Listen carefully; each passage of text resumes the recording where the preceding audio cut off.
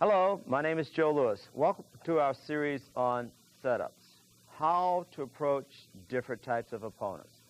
Obviously, if you're in competition, sparring either point fighting, full contact, you might be in a combat situation, or you might be just teaching your students in an academic context.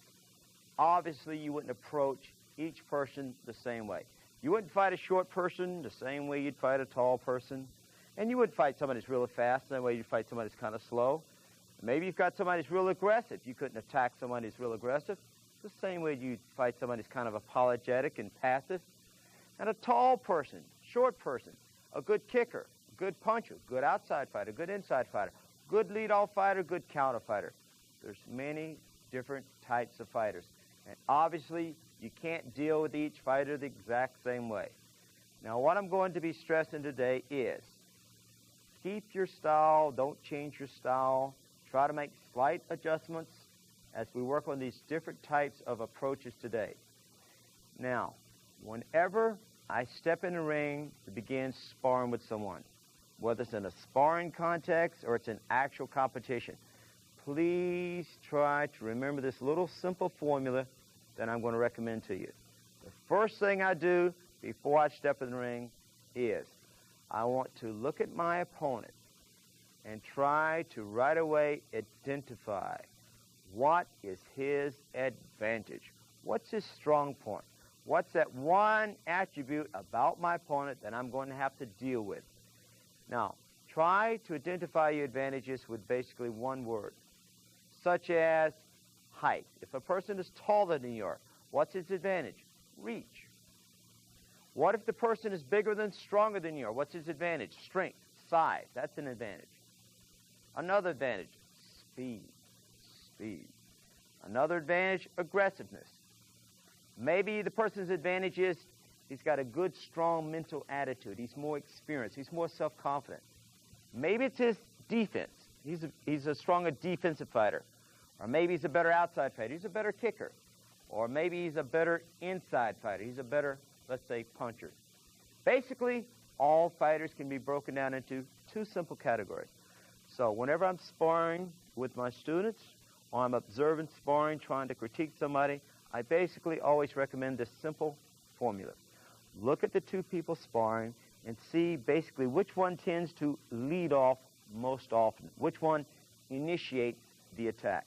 And then on the other side, which one tends to receive the attack most often? In other words, which one tends to end up being the counter fighter? Everybody in the fight game can be broken down into those two simple categories.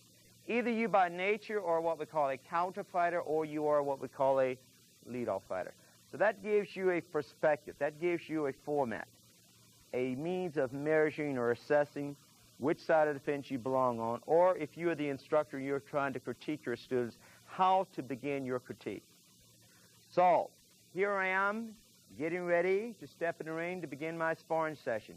Try to remember the simple formula. We break it down into simply 6 little words. The first 3 words are, look at your opponent and identify his advantage. Step 1. Step 2. Once you can identify something, then and only then is it easy for you to begin to learn how to control it. Can't control something unless you can first identify it. Step 2. Once I know what his advantage is, then the second step is, and these are, in my opinion, the 3 most important words in all fighting. You must break his advantage, or let's say eliminate his advantage. Such as, if the man is faster than you are, you must smother his speed. If the man is more aggressive than you are, you must take the momentum out of his attack. How do you do that? Got to cut him off. Such as somebody's real aggressive, take a quick half step back and bury a good strong side kick right in the stomach. Cut him off. How would you smother someone's speed? Maybe one day I'd come out there and I'd set a real fast pace trying to burn him out. Maybe the next day I'd go out there and I'd just bam, bam, bam, tag him real hard right off the bat to let him know whose office he's in. Let him know who's boss. Take charge. Go out there and establish who's in charge of the match. Maybe the next day I'll come out there and I'll try to control the set point. basically against a fast man, the easiest way to control a fast man is don't let him get set in the first place. And then learn how to approach him, set him up by breaking his rhythm. We're going to be working quite a bit on that today. Another advantage, the man is bigger than you are. You ever watch big men work out? They don't like things to move. They basically stand still, hitting the heavy bag, and they kind of like club things down. Big men, don't give them access to the target. Keep the target moving. In other words, against a big man, keep him off balance. A good kicker, you stay inside of his knee or outside of his foot. Learn to use distance against it. So I don't care what opponent you're up against or what his advantage, there's no man alive whose offense can't be handcuffed and whose defense can't be made to collapse. There's always a way to control any type of opponent. What we must learn is how to approach that opponent. Now, my two assistants today are Jim and John Graydon. Both have been three-time members of the world champion United States karate team. Now, Jim Graydon, can you join me here for a second, please? Let me show you basically what we're going to be working on. Square off against me. Now, the principle that we're considering here today is how to approach an opponent. Basically, what we're talking about is how to set somebody up. Quite a number of schools work quite a bit in basically two areas. They work on what we call how to position. When you position against a man, number one, I want to make sure I've got the right distance. Number two, give him as little of my center line as possible. In other words, give him as little a target as possible. Number three, always make sure I can move fast in any direction. Now, we worked on the footwork seminar. Basically, a man who has good footwork is someone who can say, I can move in any direction with both equal skill and equal speed. If you can't say that, basically that means we need to do a little homework. Now, some styles position standing upright like this with the legs straight. If you notice my legs are straight. Some keep the knees bent. Some keep the hands low down here in the pocket. Some keep the hands up. Basically, there's many different ways to position against an opponent. And the other area we work on is what we call the application or the execution of our techniques. How, at this point over here, to execute your different types of punches. How to execute your different types of kicks, what they may be or may not be. How to do your so-called restraining holds, takedowns, pins, locks, or finishing holds. So on this side of the fence over here, we've got what we call the application of technique. A lot of self-defense books work quite a bit on this. And back over here, we've got what we call how to position against our opponent. Folks, the most important step of all is that middle step. Before I can execute my technique, before I can apply any kind of a finishing hold or takedown, I must first what? Approach my opponent before I can execute. And that middle step right there is what we're going to be working on. That is by far the most important step in all fighting. How do we approach our opponent? Now, keep in mind, you can't approach every opponent the same way. Basically, what we're going to be concentrating on today is two things. How to execute a change-up before you squeeze the trigger to fire at your opponent so that you can keep him or prevent him from being able to adjust to your attack or to adjust to your change-up. Specifically, what I'm talking about is this. Before I squeeze the trigger, what I'm going to do is this. I'm going to do one or two things. I'm going to drift out of my opponent's line of fire just before I squeeze the trigger, or I'm going to fluctuate the distance in some fashion or another just before I squeeze the trigger. So in other words, I'm going to either throw off his distance or I'm going to throw off his alignment. Something to neutralize his position just before I squeeze the trigger to attack. All right, now, position against me. Keep this in mind. His position represents basically 5 components. Right now, he's got a strong, anchored position. He's got the distance he wants. He's got me right in his line of fire. He's got the aim he wants. He's taking aim with his eyes. He's got his balance. And he's got a clear state of mind. That's what you don't want if you're attacking someone who has an advantage over you, especially a superior opponent, someone who might have the advantage of speed and aggressiveness over you. Now, here's how I'd like to begin. Keep this in mind. If you're attacking someone who's a little bit quicker than you are, watch what I'm going to do. Watch how I fluctuate the distance in an attempt to neutralize his position just before I squeeze the trigger. Therefore, when is the best time to approach a faster opponent. Position against me. Notice right now my opponent's position is strong. All right, Jim, I'm going to try to execute a changeup over here real fast. Let's see how fast you can adjust to my changeup. All right, ready? Let's see what happens. I change up, he makes an adjustment. Try to stay with me. I change up, he makes a quick adjustment. Notice his position strong now. That's what I don't want. All right, I execute another quick changeup. He's boom. He started making an adjustment. I squeeze the trigger again, catching him in what we call transition. Now, notice his position is strong right now. Go back to your previous set point. Oh, right up here. Notice his position is strong here. Keep in mind, I did not squeeze the trigger when he was set. In other words, I did not squeeze the trigger when his position was strong. But I chose to squeeze the trigger when he was in transition from one set point to the next. So what I did was I'm using a little footwork here, putting a little space cushion between the two of us by taking a quick little half step back, using that space cushion to throw his distance off. So as he tries to readjust to that distance fluctuation, start to reach, boom, I squeeze the trigger, catching him in transition. You do the exact same thing on an alignment situation. Square off against me over here, Jim. Now watch. This time, I'm going to be fluctuating the alignment. I'm up against a man with a reach advantage. I'm up against a man, assuming who has a speed advantage over me. This is where you don't want to be. You don't want to be in the man's line of fire. Now, one of the main things we're going to be working on today is trying to drift side to side, trying to stay out of your opponent's line of fire. Now, watch. Try to stay with me now. Try to keep me in your line of fire. Now, watch. I'm going to execute a quick change-up. Boom, stagger step out of his line of fire. Another quick change-up. Boom, he's staying with me. Another quick change-up. Notice he's staying with me. Another quick boom. Notice what I did. Back three position. I did a stagger step over. He made an adjustment step. I executed what we call a change-up. Start getting this terminology down. One side will always execute what we call a change-up. The other side is always executing what we call an adjustment step. I executed another change-up, drift out of his line of fire. He moves to the side, keeps me in his line of fire. I did a change-up, came back, he stayed with me. Now watch what I did. A little draw step, fake off my rear foot here. Watch my hip fake as my right foot goes out. Fake. Everybody see my head leaning to the side. He goes for it. Now come back to where you were, Jim. Here his position is strong. As soon as I did a draw step fake, drawing his aim over here, he starts to move. I squeeze the trigger. Notice I'm making contact. I'm again attacking him when he is in what we call transition. So, to set your opponent up, this is what I call positional setups. I'm going to be showing you some ways of either fluctuating your opponent's alignment or fluctuating your opponent's distance in an attempt to distract him or to distort his sense of timing to make it easier for you to squeeze the trigger and approach your opponent either with your punch, your kick, or your combination without being hit. And that's basically what I mean by learning to set your opponent up. Square off against me.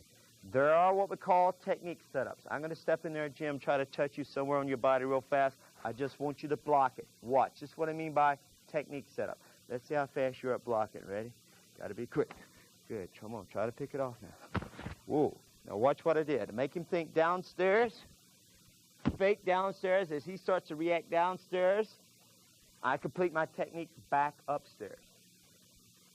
That's what we call technique setup. Or I can step in like this. Make him think upstairs.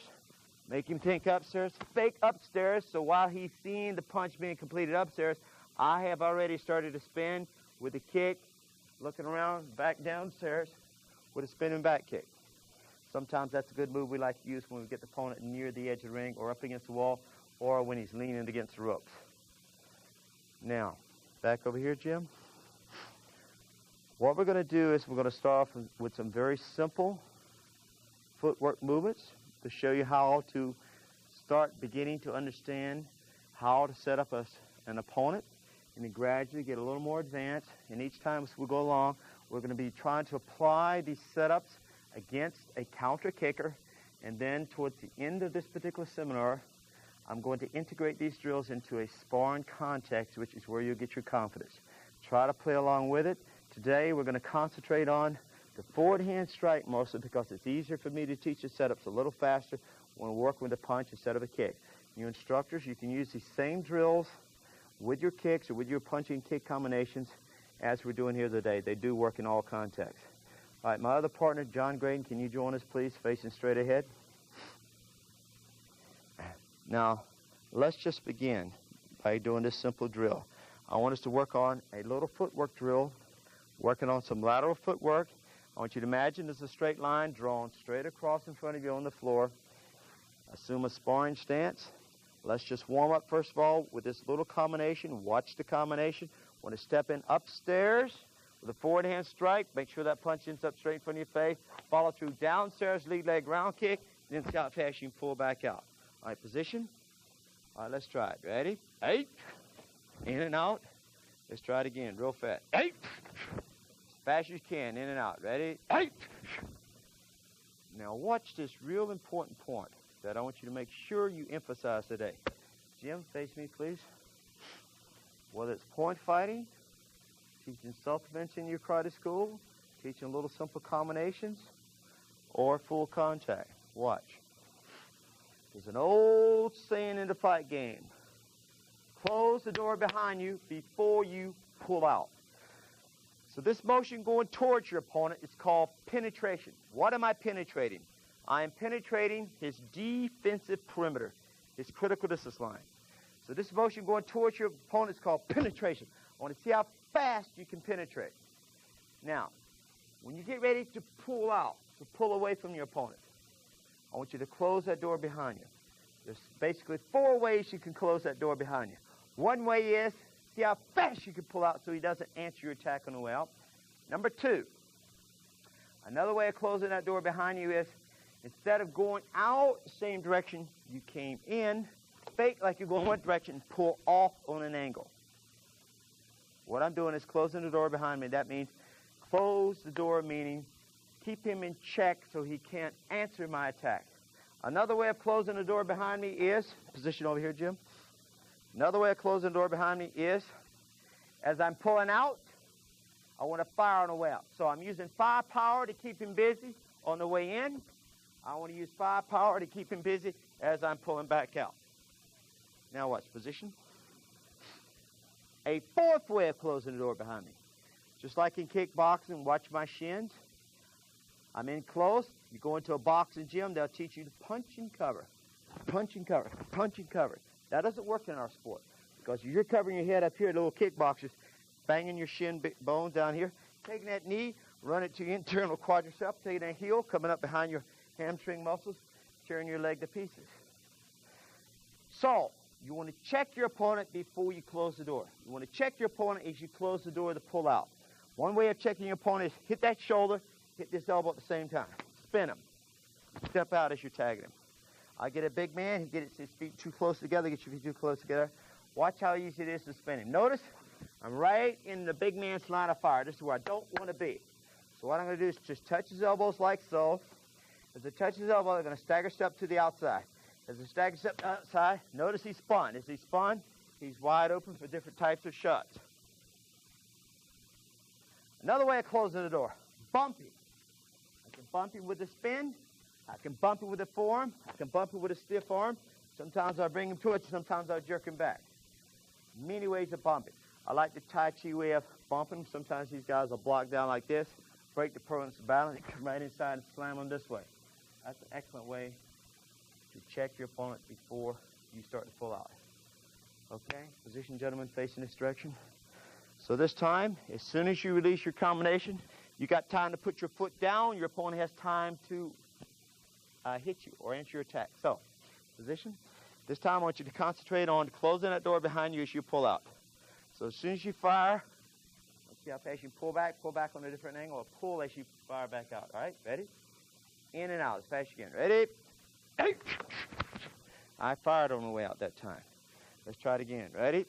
I try to pull out real fast so he couldn't answer my attack. So whenever you teach a combination in your school, make sure you work on closing that door behind you. Now, let's get down to the footwork drill here, please. Face straight ahead. Now, immediately after I execute a change up against my opponent, maybe it's a little change in direction, maybe it's a change in speed, maybe it's a change in essence. We're going to be concentrating on that a little bit today. I'll explain that as we go along. You want to fire immediately after you execute a changeup. Let's work on a couple of changeups first, utilizing lateral footwork. Position. I'm going to say drift right. Then I'm going to say switch, double switch, triple switch, speed it up, slow it down. Stay with me now. Position. Drift right. Little stagger step. Get ready to change up. Switch. Coming back the opposite direction. Switch.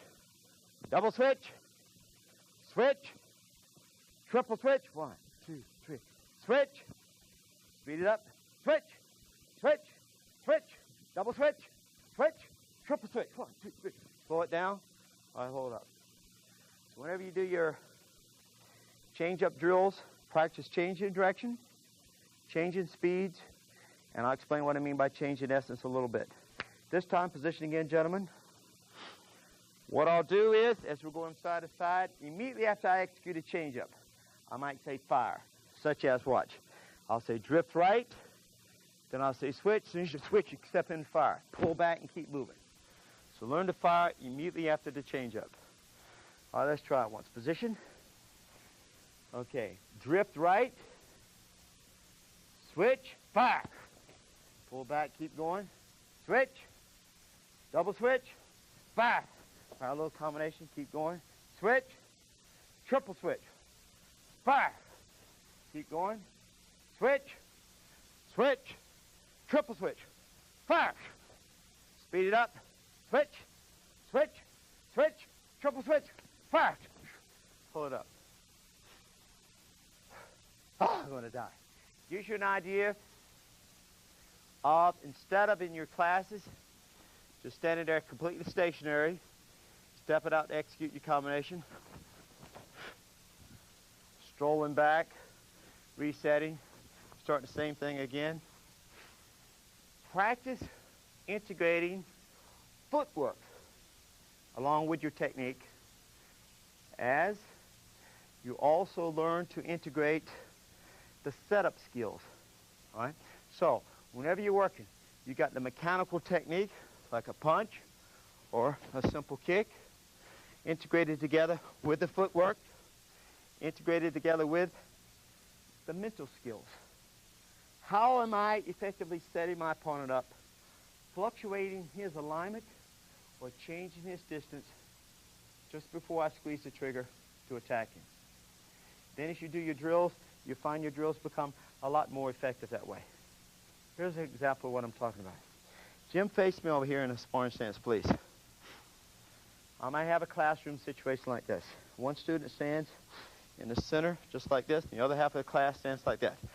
Now, when I say fire, I want you to step in, throw a roundhouse kick to him in the midsection, just light contact, back reposition, in and out. Ready? Just work on the mechanics of the kick. Ready? 8. Back out. 8. Don't. See, what he's working on is, he's going to get punched here in a second, is he's just developing the mechanical skills of the kick. Now, let's continue working on the mechanical skills, but let's also add footwork to it. This time, I want to see how fast you can penetrate and pull out as you execute the kick. Now we're integrating footwork skills with the mechanical skills of the kick. In and out as fast as you can on my command. Ready? 8. You didn't pull out quite quick enough. See what I'm saying? He came in fast, but he went back slow. When's a good counter fighter going to answer his attack? On the way in? They're going to wait. He hesitates and starts to pull out. So don't pause at the end of that kick. Don't come in fast and go back slow. Penetrate fast, pull out slow, and don't pause on the inside. In and out real fast. Ready? 8. In and out. 8. Now he's going to work on his change-up skills, trying to set me up. Now what I'm going to do is I'm going to stand here on the center of a circle, and I'm going to pivot. I want you to keep me in your line of fire. Okay? Now watch. I might say switch. You go back the opposite direction. I might say switch. You go back the opposite direction. I might say double switch. 1, 2. Or I might say triple switch. 1, 2, 3. And immediately after I say switch or double switch or triple switch or speed it up or slow it down, I might say fire. Now, he's integrating the mechanical skills, the footwork, and the setup skills, all in the same drill. My position. All right. Now, notice I'm going to be pivoting real slow here. All right. Stay with me. All right. Drift to your right. Switch. Back.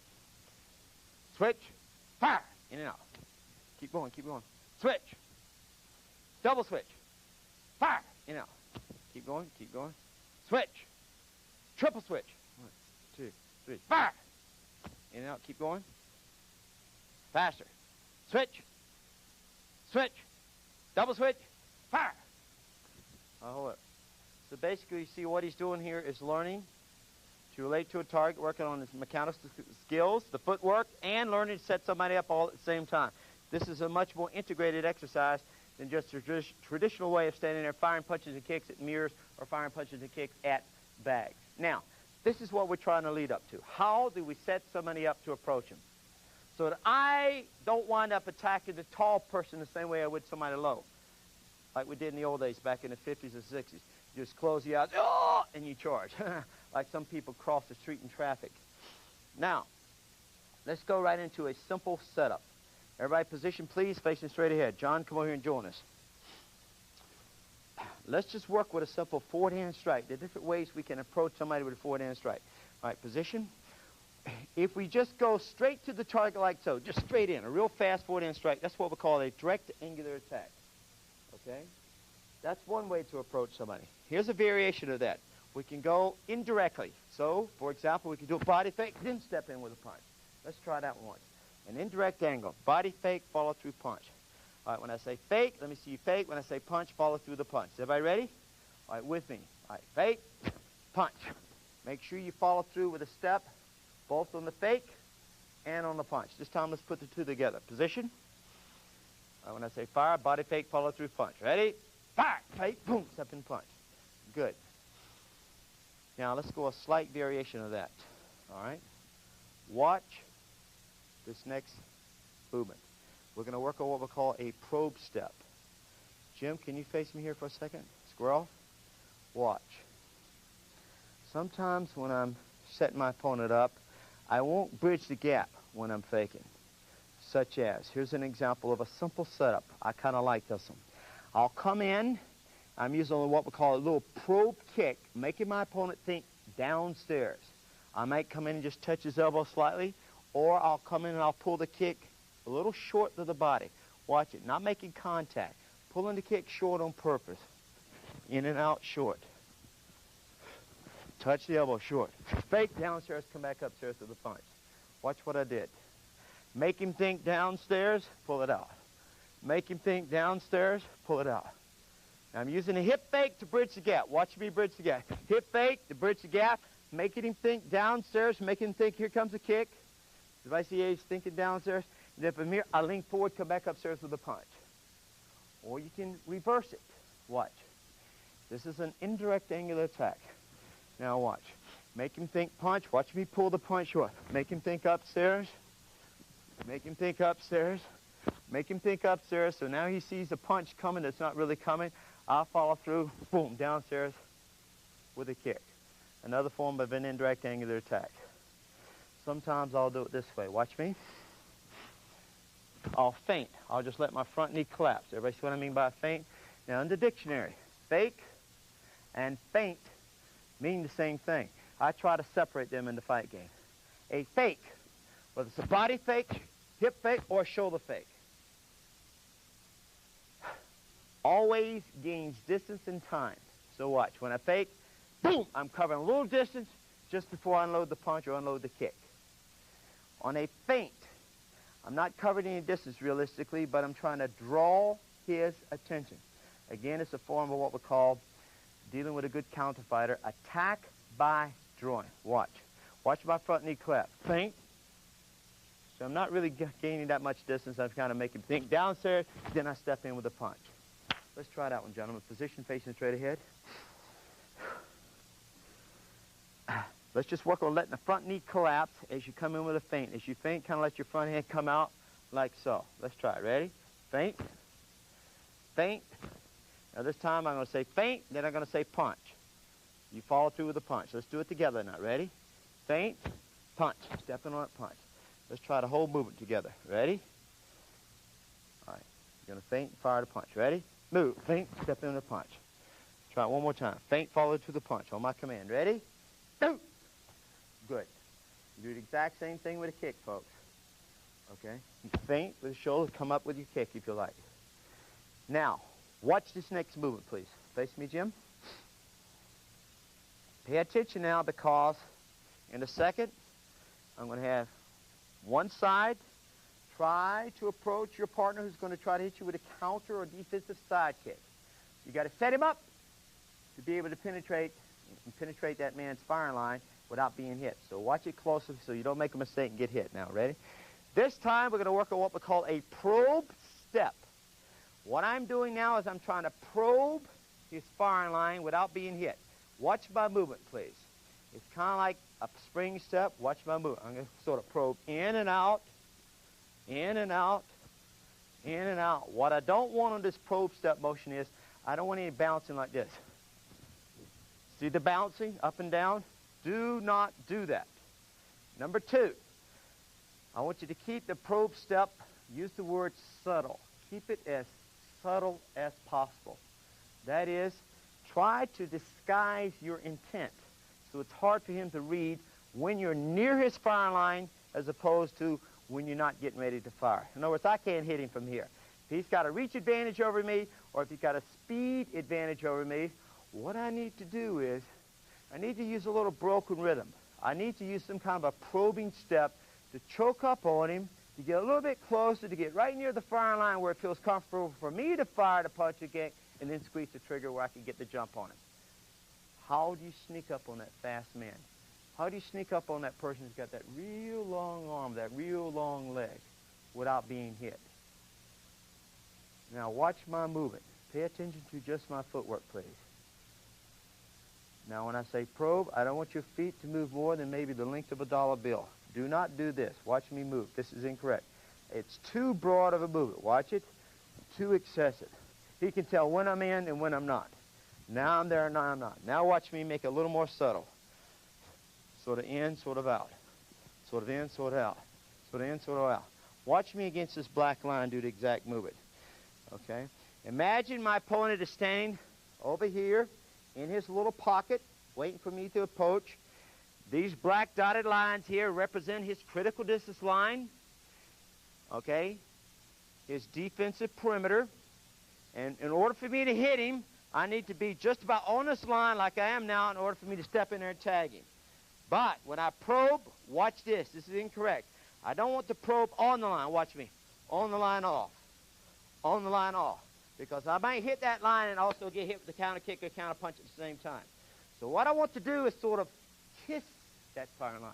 Come within maybe 2 inches of it, 1.5 inches. Watch my footwork now. I'm only moving about 6 inches. Watch it. About 1.5 inches away, in and out, in and out, in and out. And each time I go in and out, watch me change up. Watch this. I go in and out, change up a little bit, in and out, change up, in and out.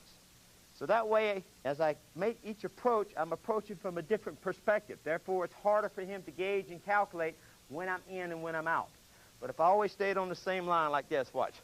In and out, same line. In and out, same line. In and out. See, it's always on the same line of fire. It's too easy for him to set me up and nail me first. Now watch this little subtle approach. Watch me. First 2 moves, I'm going to come near the line and back. Near the line and back. The third time I come on the line as I step into fire. Watch me against my partner, Jim's. Position. Okay, over here in the center, please. Now watch. If I'm here, you can reach me with a punch. Everybody see that? I'm on this line. I'm too close. Or you can reach me with a kick. See that? Everybody see I'm too close. He can nail me. Back reposition. If you hit me, you have to earn it. Now watch. Watch the approach. I'm not going to hit the fire line on the probe step. I'm going to get about 3 inches away. Watch this. About 3 inches away out. 3 inches away out. Now watch. I'm on the line as I step in the fire. Everybody see that? Now watch me change the speed of my movement, please. Watch it slow motion now. Approach 1. I'm coming in kind of half speed, in and out. Approach number 2, half speed. Approach number 3. I start slow, and I speed the punch up. Watch me start slow and speed it up. Start slow, and then speed it up right on the end of it. Everybody see what I'm talking about? Got it, John? Got it, Jim? Let's try it. You at home, try the same thing. Position, face straight ahead. Just a little broken rhythm here. What we're doing is we're starting the technique slow, and then about 1/3 of the way, halfway through the technique, we speed it up. We change speeds right in the middle of the technique. My position. off the probe step. So I'm going to say probe once, probe twice, and on the third probe it's going to look like this. We're going to start slow and then speed it up right on the end of it. Is that clear? Ready? Let's try it.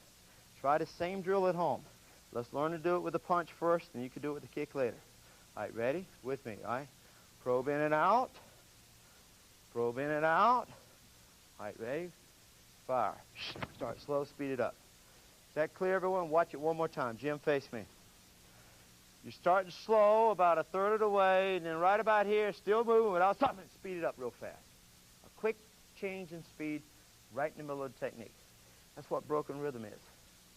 Anytime there's a quick change in the direction of your movement, Number two, a quick change in the essence of your movement, or a quick change in the speed of your movement. And think about it. Those are the only three things you can change on a technique. Just like in baseball, the only three things a baseball pitcher can change with a pitch: speed, essence, and direction. I'll explain that to you a little bit later when we start doing the probe step attack. I'll show you specifically and exactly what broken rhythm really is. All right, Jim and John, position, face this direction, please. Now, we've got three ways to approach an opponent, right? Now watch. We can come with a direct angle attack straight in. Try it. Just straight in and out. Or we can use the indirect. Fake, step in, fire. Try that one. Or another indirect. Feint, then step in, fire. Go try it. Three different ways to approach. Number four, a little broken rhythm here. A little speed change. All right, with me now. Watch me. We're going to probe in and out, change up. Probe in and out, change up again. Start slow and speed it up on the last one. Got me? Let's try it. Ready? Probe. Change up. Probe again. Change up. Ready? Fire. Start slow, speed it up. Got it? Now watch the exercise I want you to try with your sparring partner at home. The only way to really experience a true sense of confidence is to make the technique work. You've got to test it. Jim over here, John over here. Watch the drill. Good counter-fighting drill. On this side, we have a counter kicker. Counter kicker, I want you to hold your ground, and as soon as you see your partner crossing your firing line, I want you to catch him right in the stomach with a defensive side kick. When you fire the counter side kick, personally the way I fire mine is I like to drop the hip down, sort of cock the hip up, see the heel is turning up, and instead of going 1, 2, 3 and firing a kick, 3 different steps, I like to cut it in just one step. So as my hip drops down, I want my foot coming out at the same time. So I'm cutting the counter kick down to one movement. I know some styles do this. They go 1, 2, 3, 4, and then it fires. Just takes too long to get that counter kick off. A lot of times what I do when somebody rushes me real fast, I'll push off the thigh, and then I'll come back and catch them in the stomach. It's a great counter kick. Position. Now, you've got one turn to catch him with that punch, okay? As soon as you see him crossing your defensive perimeter, I want you to catch him, cut him in half with that counter side kick. Counter kickers, you cannot take a half step back to counter kick. Save that for later when you start sparring. I want you to imagine your back is up against the wall, okay, and you've got no room to go. All right, come this way just a little bit, John. Okay? All right, position. All right, now, you've got 4 ways to approach him. Don't let him know which way you're going to fire that punch, okay? See if you can set him up, get the hand in there before we get you with a counter kick. You got one turn to fire that punch. Once your turn is up, your turn to come back and try to get him with a punch while you hold your ground and you counter kick. Is everybody ready? All right, position. Now let's see what happens now. Good. Good. Good. All right, back reposition. Good setup over here. Probe step. A little bit too broad with the probe step. You understand what I mean by the broadness of the movement? Try to chop it in half. Make it more subtle. Just a little more subtle. That way you can't tell when you're in and when you're out. Watch my footwork for a second. Some of the Taekwondo styles, the Tang Soo Do styles might appreciate this. Now watch. Now watch my footwork. Sometimes you hear, instead of bouncing straight up and down, you might go out and together, then just forward. See my foot comes forward, how it chokes forward. Now watch. Watch me choke up. Square off against me, Jim. Now watch. Watch Jim's foot in relationship to mine. My feet are here. I go out together, closer to Jim and back. See, the front foot comes forward, but the rear foot didn't. See, I'm choking up as I set him up to fire. His many different ways you can sneak up on your opponent that way. Okay, just like in that last seminar, we didn't put this down. The way of executing a blitz against somebody, sometimes I work a drop switch up. The front foot actually comes back as I shuffle for the blitz. All right, but I'm saving that for when I do the training drills and show people actually how to work the blitzes in actual competition. Jim, your turn to come back and get John this time. Position. Now you switch sides at home, one turn each. Your turn to get him with the counter kick. If you're not sure if he's covering that punch or not, go ahead and fire that kick anyway to keep him honest. Understand what I mean by keeping him honest. And you can double kick if you want to. Okay, watch him carefully. Don't let him know which way you're going to fire the forehand strike. All right, let's see what happens now. Good. Right reposition. That time it's just the old-fashioned back knuckle. What he did, he sensed that you anticipating that he was going to do some kind of a setup before he threw the punch. Does everybody see what I'm saying? In other words, Jim, you caught him thinking. It's what we call overutilizing your internal eye. Just use these set of eyes right here. Just use these two eyes to watch what he's actually doing. There's only one reality in the fight game. It's called immediate reality. Stay out of the head. Sometimes your internal eye will start saying, okay, now this time he's going to try to set me up, use the probe step first, try to get me going with a slow rhythm, boom, then break the time and come fast. So what happened? He caught you thinking. Got me? So what you do, you put the blindfold over here, and the internal eye says, okay, here comes the setup. That's not what's coming. What's actually coming is just the old-fashioned straight back knuckles. Keep that in mind. That's one of my favorite ways to set somebody up. Get them out there. I can see the other guys waiting for some kind of a fancy movement. I can catch him thinking, and I just step in with an old-fashioned punch or an old-fashioned kick. Now, does everybody understand this drill here? You work it back and forth several times to build a sense of confidence in each other, to stabilize your concentration, to really make you keenly aware of your opponent, and to get out of your head. Don't contemplate. Don't anticipate. Don't assume. Don't guess what you think your opponent's going to do. Only react to what your eye sees in conjunction with what your strategy dictates. Your strategy says, don't let that sucker cross your fire line. If you're not sure if he's coming or not, bam, fire that side kick out there anyway. Keep him honest. Now, let's take it a step further. All right? Back here, gentlemen. This time, we're going to get just a little bit more sophisticated in our footwork. This time, we're going to work a draw step attack off of a V-step pattern. Now, watch. This is what I mean by a draw step. Imagine my opponent standing straight up in front of me at 12 o'clock. What we're going to do is utilizing a probe step approach, what we're going to do is we're going to step in, probe. We're going to draw his attention off to our right with a little fake. Watch my head. Fake over this way. Pull halfway back. Step in with a punch. Watch it one more time. From this angle, we'll be probing in, straight in. We're going to probe in. I'm right in his line of fire because he's straight in front of me. This is where I don't want to be. I'm going to fake him, draw his aim over here to my right. Watch my head go over here. Watch my foot go over to my right. Watch it, fake. Pulling his aim over here. In other words, draw step approach. I'm drawing his fire. I'm drawing his aim. I'm drawing his attention. Watch my rear foot. I pull halfway back, and he's still aiming over here, and I'm approaching him from an angle. We're going to work it off a little V-step angle. If I see a little V here, I've drawn down here on the floor. Now, John over here, Jim over here.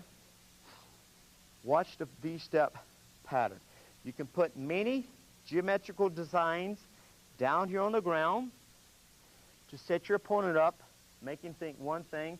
As you distort, it's sense of time when it comes to gauging the distance you are or gauging the alignment that you have to throw him off. Such as I could put a little X down here, or I could put a little square. Here's an example of a square. Let's draw an imaginary square down here. Let's say I go up to point A, B, C, D, forming a simple square. Watch. A, B, C, D, A, B, C, D, A, B, A, boom. Did I see I cut the D off? Watch it. I went A, B, C, back over the D. Third time, watch what it is. I went A, B, left the C off, came straight back to D, and zapped him. That was a little shortcut. You can work out all kinds of little shortcuts using triangles, reverse triangles. Here, let's just start off by using one simple pattern, a V pattern. Watch me. The corner of the V represents 12 o'clock. This angle coming off over here is pointing back to 4 o'clock. This angle pointing off here comes back to 8 o'clock. We're going to do 4 probe steps, and then on the 5th probe, we're going to execute the attack. Watch my footwork, please. I'm going to go in at 12 and back at 4. My opponent's still up there at 12 o'clock. Now watch. I'm going to go 12 and 4 again. Third approach. I'm going to go 12 back at 8. Now I'm throwing his alignment off. Now I'm going to go 12 and 8 again. Now he's getting ready to fire at me. I step up at 12, stop, fake it 4, pull halfway back, step in as I fire. So if I see the pattern now. Position, facing straight ahead. I want everyone to imagine you're standing on a V pattern. Now we're going to leave those first 4 probes off. Let's pull back over here to 8 o'clock. Now we're getting ready to work that last approach. Okay? Now this is what I want you to do. I want you to go 12 and 8 like that. Go, 12 and 8. Now you get ready to set him up. Now watch me. I want you to float in at 12, stop. Watch my head carefully. I'm going to fake my head over at 4 o'clock. As I step over at 4, boom, fake. This is called a draw step. Note the angle of my body. It's a perfect V. The angle. Does everybody see what I mean by the angle? Bend over a little bit more, John. Okay, Jim, a little bit more, especially you tall guys. Cheat it. Now watch me. Step number 3, pull your rear foot halfway back. Watch my rear foot come halfway back. You don't have time to come all the way back. You only got time to come halfway back. Step in, follow through the forward and strike. Boom. Back reposition at 8 o'clock again. Let's try it again. Ready? From 8 o'clock. 4 steps. Watch it. Probe. Draw. Pull halfway back. Step in and punch. 4 steps. Let's try it again. Position. Back just a little bit. Come in a little closer so they can all see. Ready? We're back here at 8 o'clock. Your opponent's up there at 12. All right? Now slowly with me. Come in half speed. Now right here we have a quick change in speed. We're not moving half speed anymore. All right, fake pass, pull back pass, step in punch pass. See where the change in speed comes? Quick change in speed, quick change in essence. Also a quick change in direction. It's a form of broken rhythm. Watch me. I'm moving slow, sort of a yin essence. Slow. I start slow, boom, then go hard and fast. Pull halfway back and fire. All right, try that a couple times on your own now, gentlemen. Just the probe step forward, the draw step, pull halfway back and fire. All right, try it off on an angle over here. See, you probe with your face, pull halfway back. See, look at me. You know, this part of the V. See the V here? This is 12 o'clock. You're pulling back at 8. Now watch. You fake, pull halfway back, step in on an angle. We'll try it just a couple of times now. This takes time to develop this draw step. It's something new for a lot of people, but it does work against a faster opponent. It will work against a man who has a reach advantage over you. Now, let's go through the whole movement, please. Position. Facing straight up at 12 o'clock. We're going to do 4 probe steps. Then on the 5th probe will be the actual setup as we fire. Ready. We're going to go 12 and 4 first. Ready? 12 and 4. 12 and 4 again. Now 12 and 8. 12 and 8 again. Now, when I say probe, you start off at half speed. You break that speed up as you follow through the attack. Ready? Probe. All right, let's see if we can do the whole movement on your own. Position facing straight ahead. So watch me, watch me. 12-4, 12-4, 12-8, 12-8, 12-8, come in. Everybody see where I broke the rhythm? Now watch. You don't have to have an established tempo like this. Watch the established tempo. 12, 12, 12, 12, and then fire. You can break it up. Watch me. 12, babunga. 12 and 4, babunga. 12 and 8. 12 and 8. 12, fake, boom, then come fast. Break it up any way you want. But, in order to get the jump on that fast man, where that man has a reach advantage over you, you've got to establish a timing rhythm so that you have something to break, something to distract, some way of creating disorder in his mental skills. All right? Let me see you try it once or twice now. The whole pattern. 4 probe steps, using the V step, and come off with a draw step attack.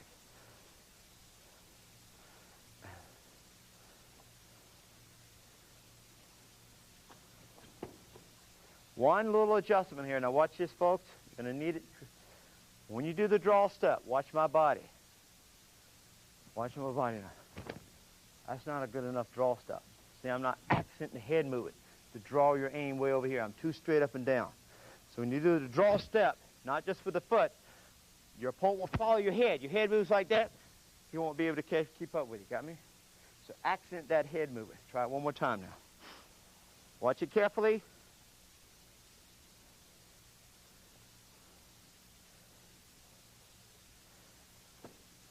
So you're moving side to side on that V pattern. Why?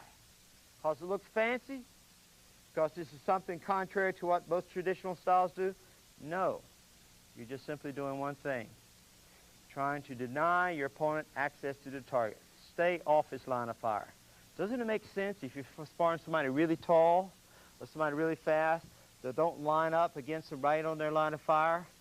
And every time they try to get set, you can try to move. So you try to move to throw their distance off, they try to throw their alignment off. So this is what the V pattern is trying to teach you. How to stay out of his line of fire. Now, let's go right into another way of approaching a faster opponent. All right? This is one of my favorites. Jim, face me, please. I want you to work the counter side kick now. All right, you ready? Now watch. I'm going to try to step in here and touch you on top of the forehead, okay? As soon as you see me come with my hand, I want you to catch me in the ribs with a real fast counter side kick. Now, you got to move quick. You understand what I'm saying? All right, now watch. You're up against a faster opponent. All right? Maybe he's got more reach than you do. Maybe he's a little more experienced. One thing you don't know, or one thing you know for certain is, he's not just going to stand still and let you kind of stroll up to him and take a little nibble step, get close enough to hit him with a punch. All right, you ready? All right, let's see what happens. Don't take a half step back now. I want you to hold your ground. This way we can really test my timing skill against your reaction skills. You ready? Let's see what happens now. Hold your ground now. There you go. Hold your ground now. Whoa. Watch what I did. Here, I would like to take a couple seconds to explain very thoroughly what we mean by broken rhythm. This is a broken rhythm angular attack. In my angular attack series, I want to cover this angular attack aspect, this timing deviation, this offset timing quite extensively. Now just watch the visual aspect of what I'm doing. You don't have to conceptualize and remember and understand the principle behind what I'm showing you here, but just be able to make the drill work against your sparring partner. That's all I want. And if you can only make this stuff work 25% of the time in this seminar, that's fine. All I basically want you to get out of this whole seminar, this whole tape is, I want you to discover by the end of this tape at least one, if not two, good setups which seem to work for your style that you can use against a sparring partner. So that's what we're after, one good setup. Position, watch me. Now, here's what I did against Jim. I set him up, first of all, by establishing a tempo utilizing the probe step. Watch my movement, please. I probed in and out twice. Number one, watch. About half speed, came right up on his firing line. He got ready to fire, and I pulled back out. Second approach. I came in and out again. He got ready to fire the second time. Now he's sort of used to seeing me up there on his firing line. The third time I approached, watch what I did. Keep this in mind. In a sparring context, don't count 1, 2, and then on the third time fire, see, because he can count as well. Position. So I want to hit him when he's least expected. Now watch the third approach. I came up on his firing line again. He got ready to fire. I saw him get ready to fire, and I pulled back. Now as I pull back, folks, look at what's happening. I'm only pulling my head back. Notice my feet stayed on his firing line. As soon as I got back to here, what did he do? He relaxed. But he over-relaxed. And as soon as he over-relaxed, watch what I did. I changed direction. I came back forward. I changed speed. I came back. Instead of coming slow like I was moving, I came back fast. And I also changed essence. Instead of coming soft, I came hard. All right? Remember what I showed you on changing essence. You can go up hard, and change up and come soft and easy. So we have a complete change in essence, a complete change in speed, and a complete change in direction. That's what broken rhythm means. And if you want to attack somebody faster than you are, that's what you must do, and that's the only thing that I know you can do against a fast opponent. Now watch it one more time, please. Squirrel. This is not an easy movement, but I'll tell you this. Every time I have ever tried it against a black belt, it has never failed me once. That's how effective it is. Now watch this. You probe in and out, come right up near the firing line, pull back before he counter punches you or counter kicks you. You might change up a little bit. Probe in and out again, change up again. The third approach, watch me. I'm probing right up on the firing line. He gets ready to fire, I pull the head back. And watch. As I'm probing in, I'm coming at half speed. As my head is going back, I'm going at half speed. Make sure you change your direction right at this point. Boom. When you get fully rocked back in this rock position. Only then do I change speed and come back forward quickly. So right at this point here, I have a quick change in speed, a quick change in direction, and a quick change in essence. And when you come back forward, folks, step in on it. And lean in on it. Let's try it. John, Jim, back over here, position facing straight ahead. Let's rehearse this probe step attack utilizing a broken rhythm timing. We call this a broken rhythm angular attack. All right, position. The instructors, try it with a forward hand strike. Now, I know some of you say, well, that in my style of fighting, we don't call that a point. All we're doing is trying to establish the front hand strike to set the opponent up. So if you want to follow through with your home run here, if you want to follow through with the home run on the kick, you could do so. Okay, position. All right, let's try two probes now with me. All right, probe number one, I want you to just go in and out. Ready? Probe once. Change up just a little bit. Probe again. Now you've got two probes. He's used to seeing up from the firing line. Now third probe. Let's try it. Probe slow. Hold it. Pull just the head back. You're coming back same speed, half speed. Now as soon as you get this full rock position, right at this point here, keep your shoulders level. Keep your head vertical so you can move fast. Don't cock yourself like this because you can't move fast. Now when I say spring, let's see how fast you can spring forward and fire. Ready? Spring. Boom. Step in on that punch, John. Step way in on it. Now let's try it again. Ready? All right, probe. Probe. All right, slow. Probe in, rock back, spring forward, boom. So I got the timing up. Now let me see you try it a couple times on your own now, all right? With me now, I'm going to listen up. I'll say probe, probe, probe. And on the third probe, this is what I want. Half speed forward, half speed back, boom, full speed back forward again, okay? On your own, I'll just give you three probes. Ready? All right, probe, probe, probe. Okay, give me a little more tilt with the body. Watch my body. I'm going to do it on the profile here. Watch. I don't want it upright like this. See, it's too straight up and down. Not enough movement. Give me a little more broadness in that movement. Watch this. Probe in. Rock back. Boom. Way back. And spring forward. Try it a couple more times. On my command. Now let's try it together. Ready? All right. Probe. Probe. Keep it subtle. Probe. Good. Everybody understand now what I want? Now, let's try it against each other and see what happens, all right? Position against each other here, please. Now, Jim, I want you to attack John first. John, hold your ground. As soon as you see him coming, catch him in the half with the counter side kick. Now, I don't want you to do the draw step attack. Let's just see if you can make this probe step work. Now, watch. He can count as well as you can. Back up over here, John. He can count just as well as you can. So, you might even just step in there and throw a straight forward hand strike. You don't have to use the probe step. If you see him anticipating you're going to set him up, just throw the forward hand strike.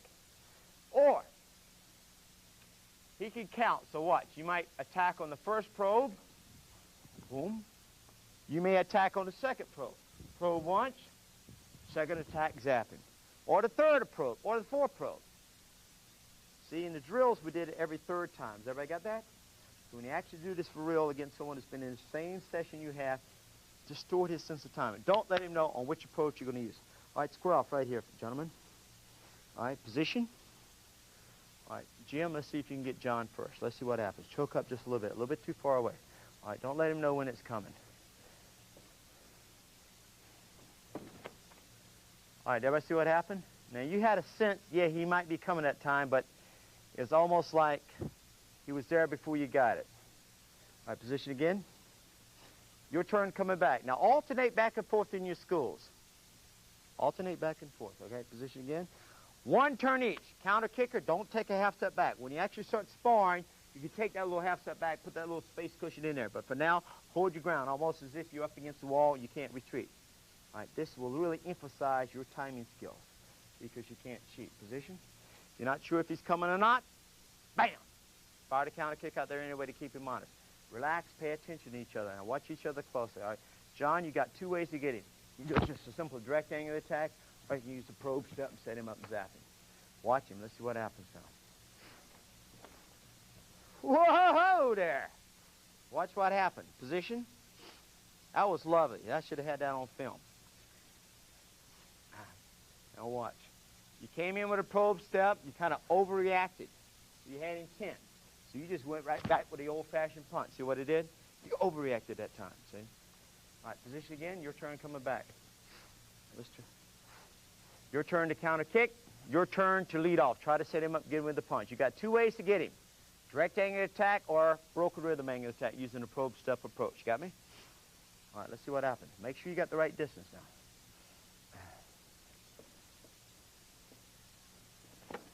Good. Now, what I like that time was this. Watch this closely. Position, John. Watch the footwork here if you can get it. Jim, when you approach, the first time you approach, you stood just a little outside his fire line as you probed. You were just a little outside his fire line on the first approach. But the second time you came in, you came right in on the line, so you snuck up on him. You rocked back, and since you're right on his line, it was easy to get the punch in there. Does everybody see what I'm saying? Play your cameras back at home, play your videos back, and you'll see what I'm talking about. In other words, watch this little mark down here. I'll show you what Jim did. All right? He came up not on the line the first time, but he came within about 2 inches of it. So watch. His first probe was short. The second probe was right on the line. So when he leaned back, since his foot was already on the line, he didn't have as far to reach. It's a perfect example of the type of setup that I'm trying to show you. But your first probe was very subtle, which made it hard for him to react to. Now, does everybody see how intricate this type of timing is? And it forces each partner to really stabilize their concentration and really zero in on watching your other opponent. Now, let's add one other type of step to what we're doing. Jim, face me here, please. Sometimes you're approaching a taller person. One example I just showed you, and both of you gentlemen try to remember this so you can do it in the drills that we follow. One example is the broken rhythm, change in speed. Watch. You can start slow, slow, start slow and speed it up. In other words, a change in speed right in the middle of your drill. Or start fast, then go back slow, then come back fast again. Watch this. See? Start fast, getting reaction. Start fast, slow it up, and then speed it up right in the middle of it. See that? Now that's a little more advanced, that movement there. That's more for you black belts there. You can do that with a kick just as well as you can with a punch. Especially that lead leg. Bill Wallace is a classic example of somebody who starts slow. He'll feint slow with that lead leg. He'll feint slow here. He'll feint slow here. Then he'll feint slow here. Then catch you high with a real fast kick. And as soon as you start thinking, worrying about his kick, he'll step in there and zap you that left hand. It's sick that he's so fast, isn't it? All right, some people got it all. Now, watch this. Jim, face me up here on an angle. Over this way a little bit more. Step in a little bit. There were two classic examples of how to approach a taller person. Here's another example. Jim, I want you to open your hand up like this. I want you to reach out here real fast and touch him on top of the forehead. Touch it real fast. Real fast, real fast, real fast. Don't mess my hair up. Just touch my hair. John didn't bring his comb. All right, position, please. Now watch. I'm going to try to penetrate your defensive perimeter as fast as I can. Now, you all understand what I mean by his defensive perimeter. I'm on his defensive perimeter right now. I'm right on the man's firing line. This is where he would like to hit me with a punch or a kick. Okay? I'm right on this line. See where I'm at? Here I'm inside his line. Here I'm outside his line. Okay, position. Now watch.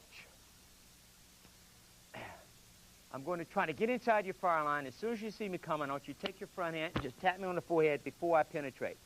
See if you can catch me before I get in there. Let's see how fast you are. All right, ready? You got to be quick. All right, does everybody see what happened? I ran right into the forward hand strike on the wind. Stick your hand out there again. All right, make light contact when you see me come. All right, let's try it again. Let me see if I can get inside your fire line before you touch the top of my head. You got to be quick now. Ready? Let's see what. Does everybody see where I'm at? I'm inside his fire line. I could get him with the kick of my choice. You folks know how I like to kick. Okay, or I could get him with the punch of my choice. Now watch what I did. Stick your hand out. Does everybody see where he fired to? Now watch this. Position.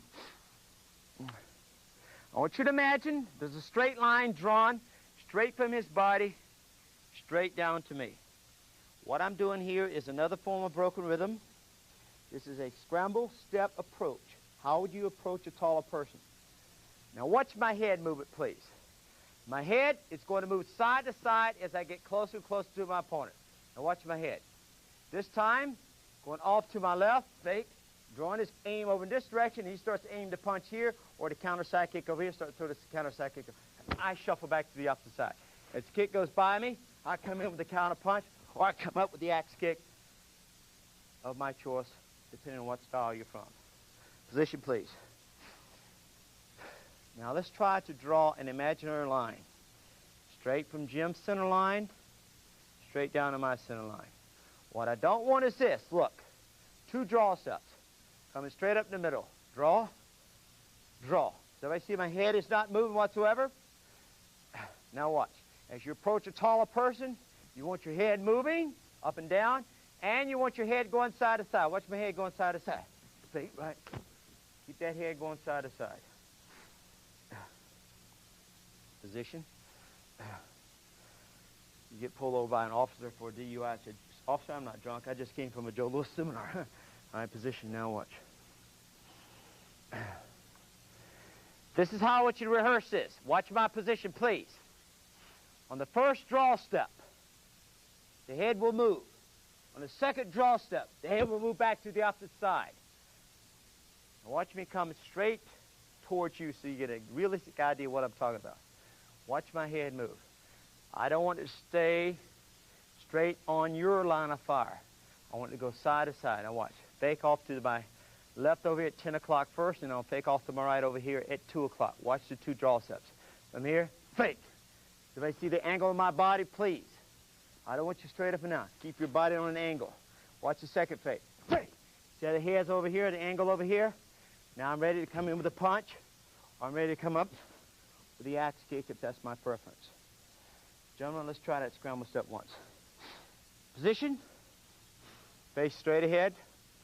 Now I'm not going to spend a lot of time on this type of approach here, how to approach a taller person, because I covered this quite extensively in my deceptive penetration seminar tape, quick deceptive attacks, and also covered a little bit in my angular attack seminar. Okay, I just want you to get the essence of this movement down. Position, facing straight ahead. Imagine your opponent standing straight up at 12 o'clock. Going to fake off over here at 10 o'clock first, and then 2 o'clock second. All right, let's try it once. Ready? So the head over at 10, step out with your rear front foot, drag your front foot straight ahead. Back reposition. All right, keep one foot on that center line at all times. Watch this. Front. This time the rear leg's on the center line. Second one, the front foot comes on the center line. All right, position. Let's try it again. All right, ready? Fake at 10 o'clock. Fake back at 2 o'clock. Fall through the punch if you want to. Back reposition. This time when I say scramble, let's see how fast you can scramble. Ready? Scramble. 1, 2. Back reposition. Let's try it again. Ready? Scramble.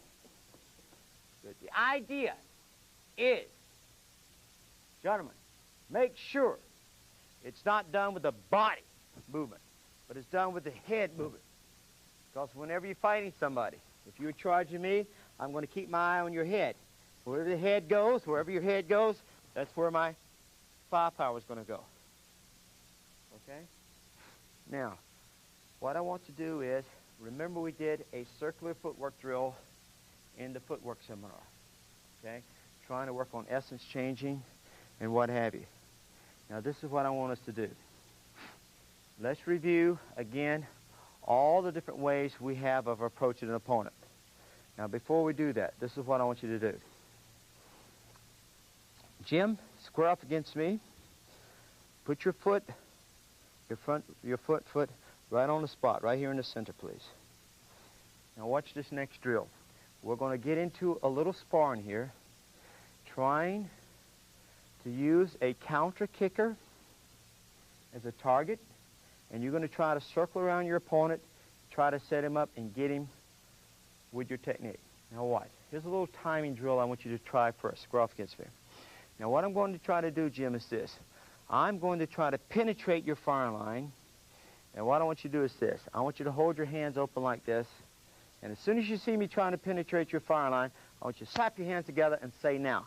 I want to see how quickly you can detect when I begin to penetrate your defensive perimeter. You understand what I want? Open your hands up like this. Let me see you slap them together and just say now real fast. Now. Got me. Everybody hear it. Now position. Let me see if I can sneak in there without you saying now. All right, you ready to see how fast you are? Good. You caught me coming in. I try to sneak in there. Let's try it again. Ready? Good. Let's try it again. Whoop. Aha. Got in there once. Whoop. Ah. Oop. Got in there again. Let's try it again. Ooh. Ooh.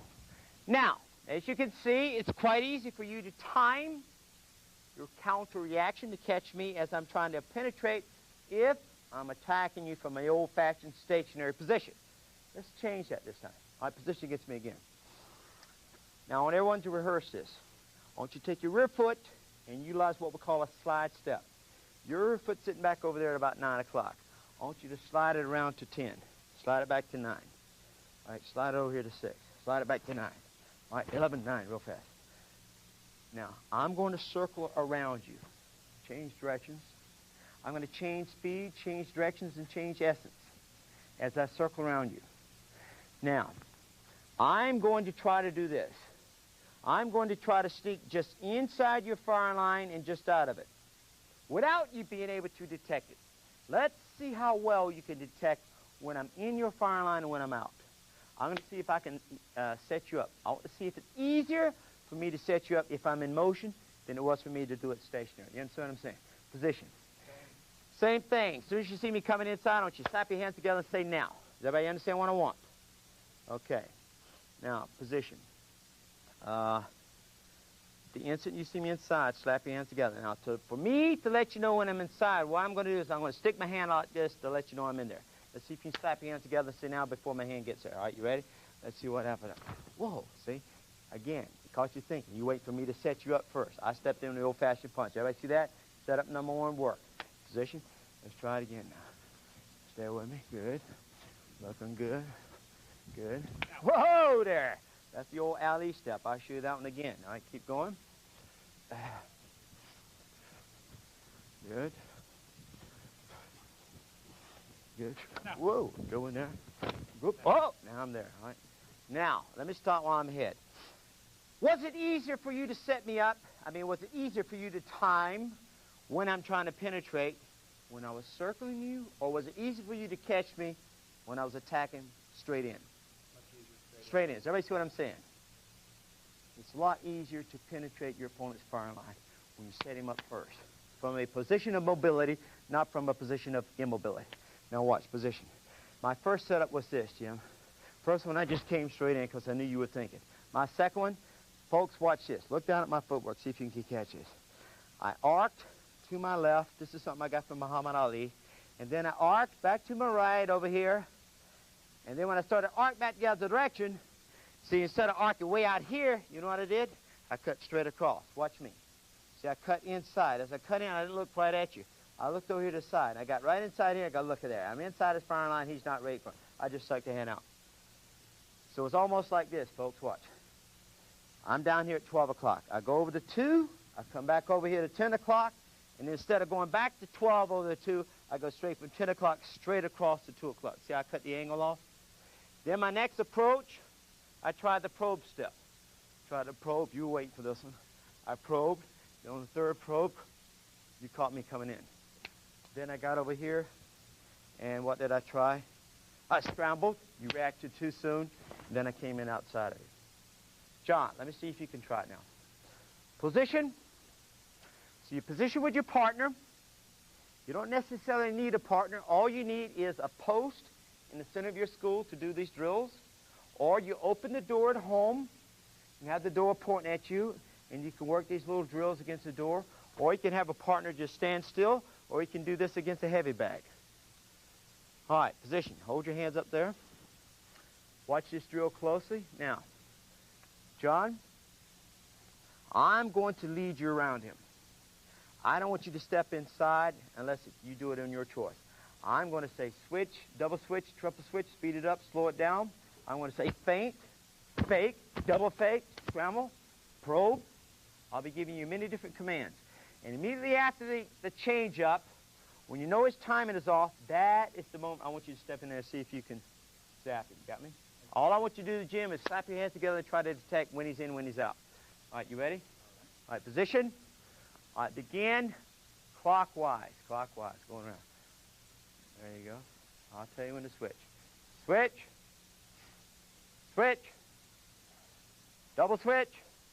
Now pause. Watch. Make sure you don't do the Sugar Ray Leonard stuff at home. Watch me. I don't want you to move around your partner like this.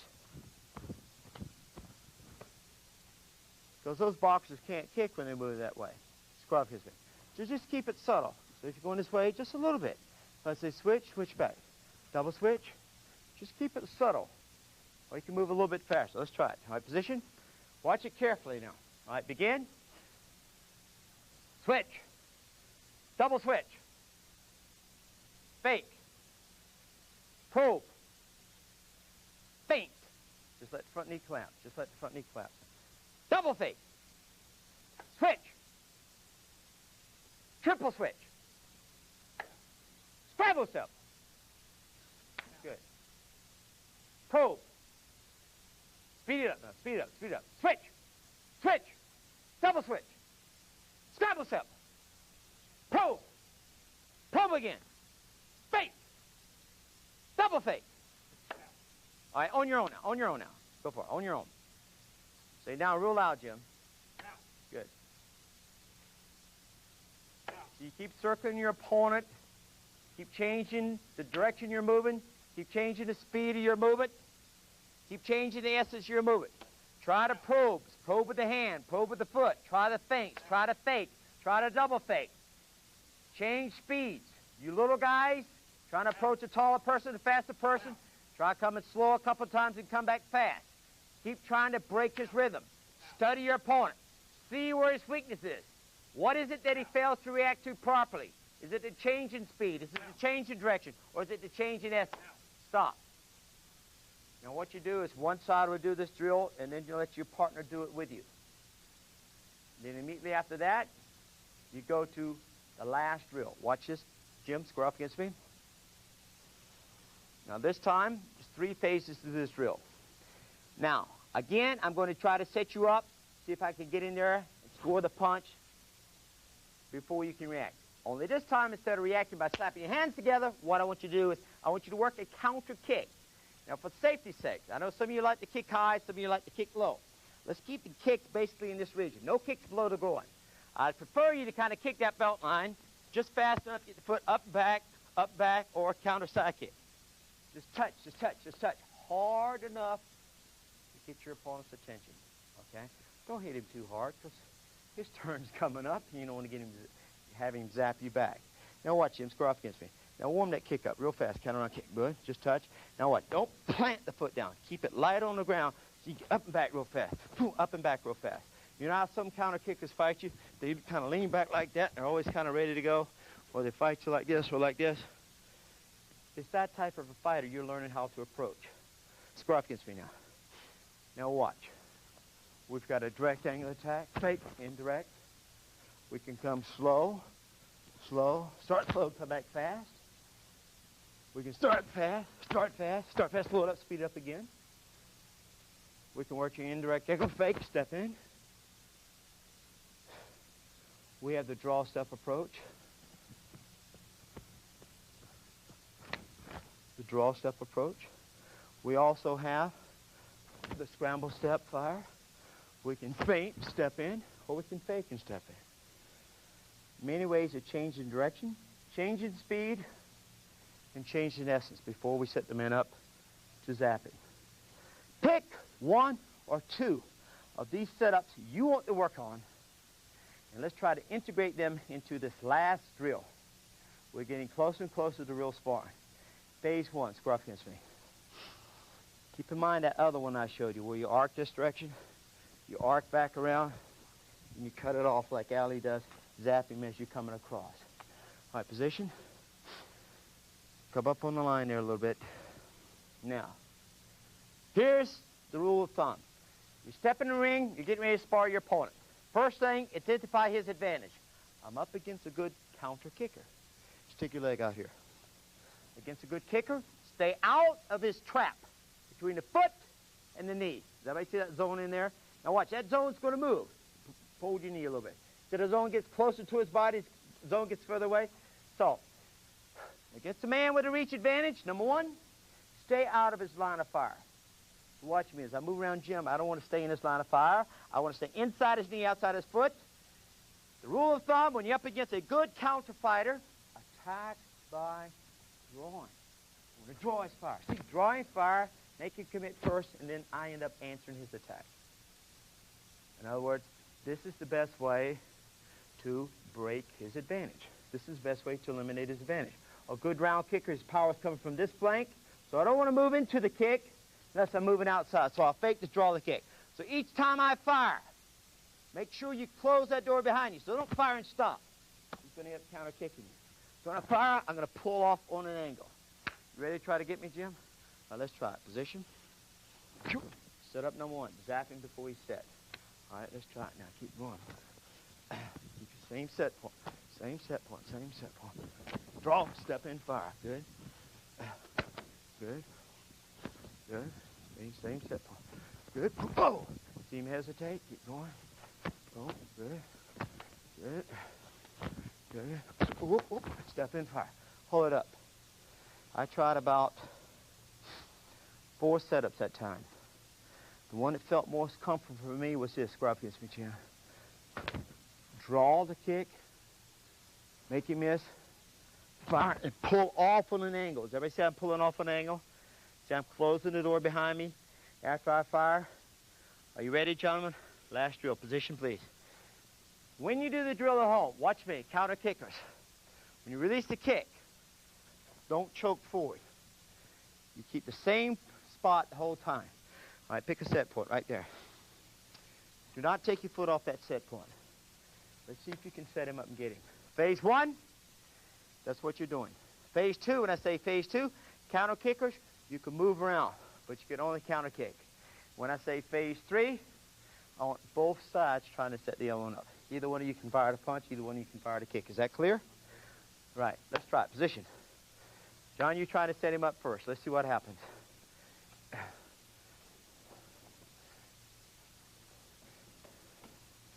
See, John is moving side to side, staying out of his line of fire. Basically trying to draw the kick, and you try to answer the attack afterwards. Stay light, Jim. Stay light, Jim. Stay light, stay light. Right. Real light, side to side. Stay light, good. Up, you ran right into the kick that time, John. Keep moving. Now stop. Notice there's not been a change in the tempo. A lot of times black belts make that mistake. They come out, boom, boom, boom. They got the same tempo all the way through the fight. Come out, slow tempo, boom, then change up fast. Keep changing that tempo. All right, position. All right, let's go. Phase two now. Either side. Jim, you can move around, but you can only counter kick. Let's go. This time to counter kicker, you can move around with him, but you can still only counter kick. Only counter kick. Let's go. All right, right side forward, both of you. Right side forward.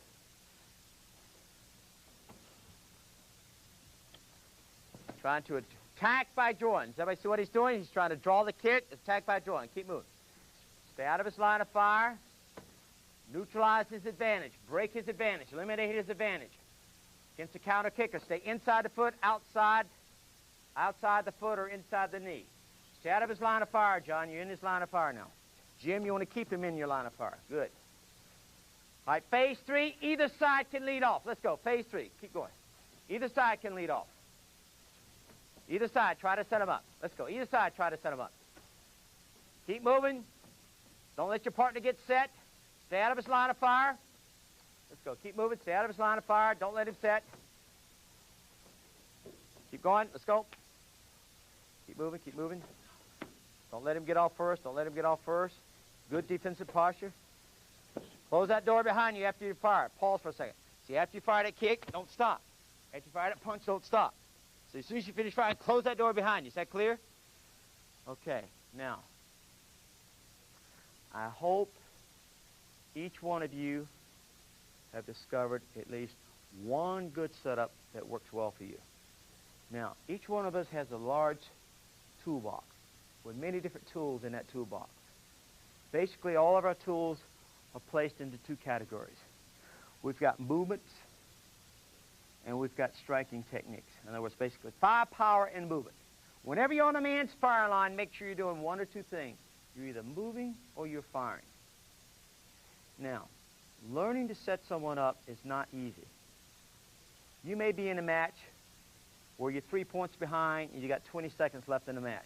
You don't have time to set somebody up. Or you might run into your first street fight and you're inside a telephone booth against somebody who weighs 400 pounds. How are you going to set them up? So there are times when you don't need to set somebody up or when you're not supposed to set them up. Now, whether you appreciate learning how to set someone up or not, at least keep this in mind. Because you participated in this seminar, at least down the road, if someone ever tries to set you up, because you've witnessed the different ways of setting someone up, and there's only 3 ways. You break their rhythm by either changing the direction of your movement or changing the speed or changing your essence. That's it. There's nothing else you can do to a technique or a punch or a combination. It's that simple. At least now, because you participated in this seminar, down the road, if someone ever tries to use it against you, whether you've worked on it or not, at least you'll be familiar with what they're trying to do to you. And you instructors, keep this in mind. When you teach in sparring classes, first thing I do when 2 people start to spar is I say, each one of you, I'll let you spar for 1 minute. And in that minute, I want each one of you to tell me what you think the other man's advantage is. And then I have the class try to verify it. So, for example, one student says, I think his advantage is his defense. He's hard to hit. I say, class, what do you think? Somebody in class say, I don't think so. I think his advantage is he's a good leadoff fighter. In other words, the student that spoke up first said, hey, I think his advantage is he's got a good defense. Somebody in class says, no, he doesn't have a good defense. What he's beating you with, he's a better leadoff fighter. So I say, class, how many students think of that or agree with that? They say yes.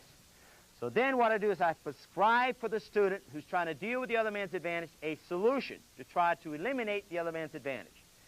So I say, okay, come to class for the next 2 weeks, we're going to learn how to deal with a fast opponent. Come to class for the next 2 weeks, we're going to learn how to deal with someone who will reach advantage. Come to class for the next 2 weeks, we're going to learn how to deal with someone who's real aggressive. So every time you step into competition, you look across the man in front of you and says, well, he's faster than me, he's more aggressive than me. You don't have to go, teacher, what am I going to do? You know exactly what to do because you went to class. And they're simple formulas. In later seminars, what I'm going to be teaching is setups and advanced conversions, how to very specifically smother someone's speed who's faster than you are, how to very specifically cut the man's momentum off, how to take the momentum out of the aggressive man's attack, so forth and so on. Now, all I want you to get out of this tape is I want you to be able to make this setup work for yourself at least 25% of the time. And you're light years ahead of those who weren't necessarily participating. And then go out there and experiment with it. Do the drills, and then gradually integrate it into your sparring sessions, and see how much more effective you feel when you're up against an opponent that has that advantage over you. And try the formula that I recommend at the beginning of the tape. It's been a pleasure working with you. Thank you.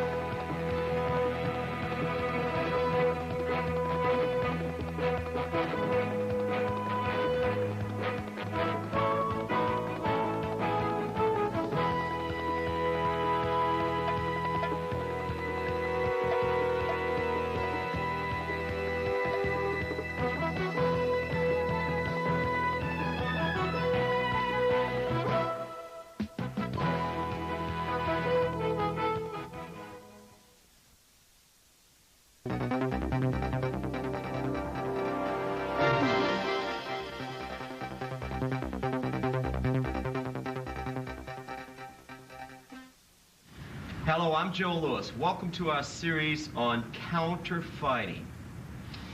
Now, in counter-fighting, keep in mind that the most important thing is when someone is firing a technique at you, whether it be a punch or a kick, is you must first learn how to make them miss. So basically what we're going to be working on is a strategy, and I call it the art of making your opponent miss, or how to dodge punches and kicks. Now, strategies, again, are very, very important to your overall skills.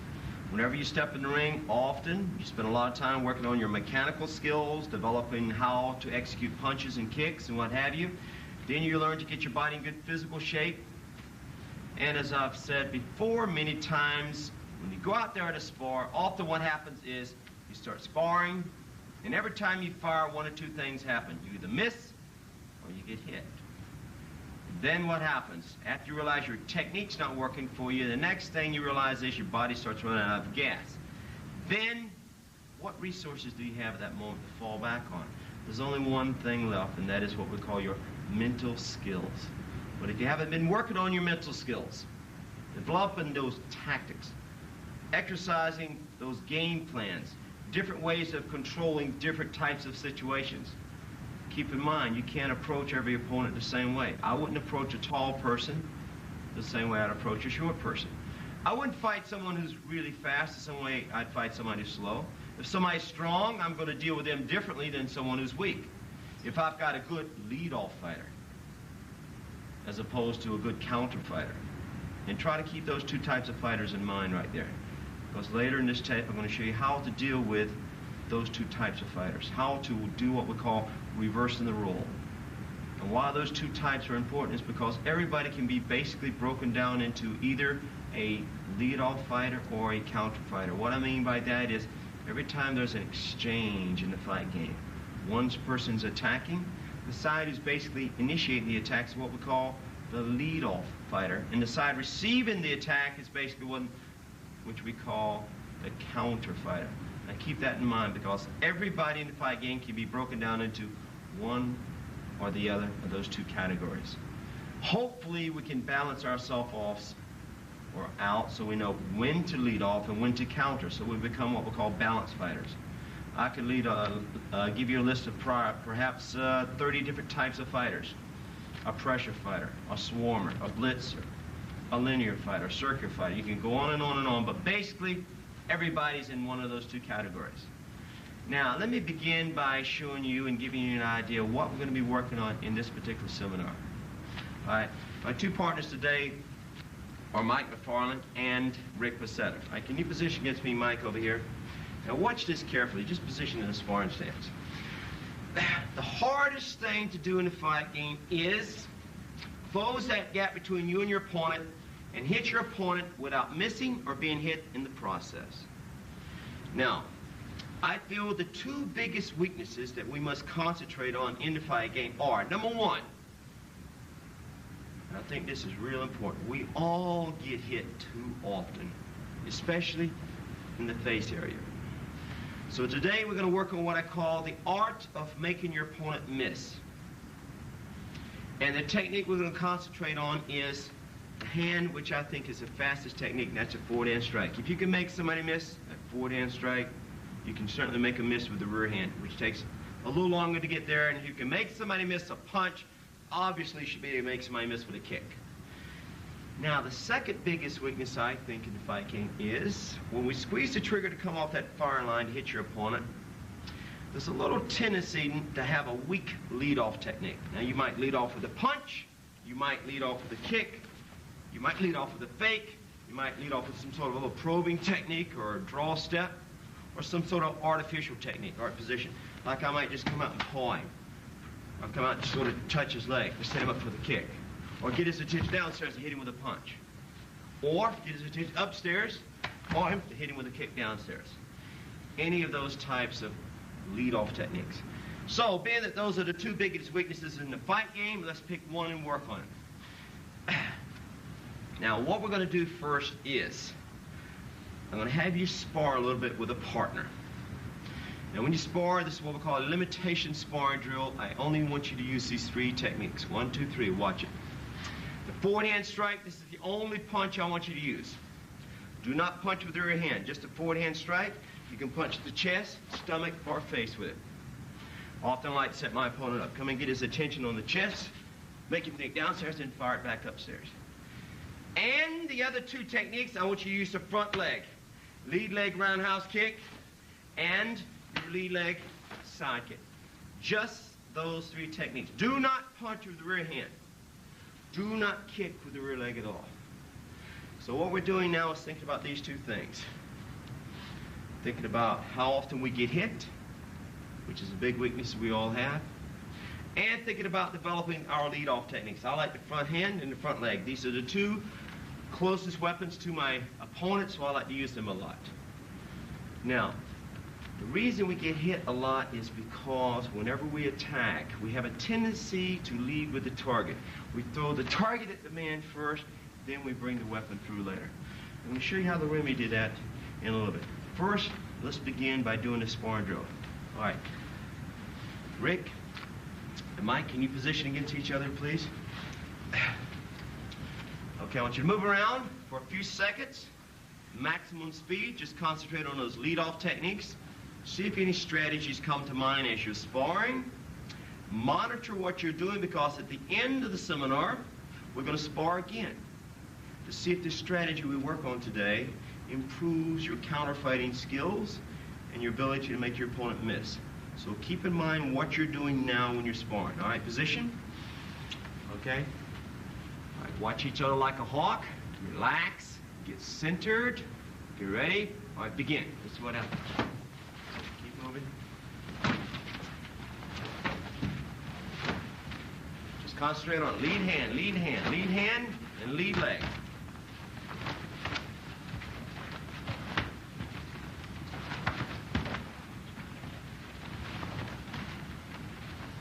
Move at maximum speed. Snap in those techniques. Snap those techniques. Good, good, good. Keep moving.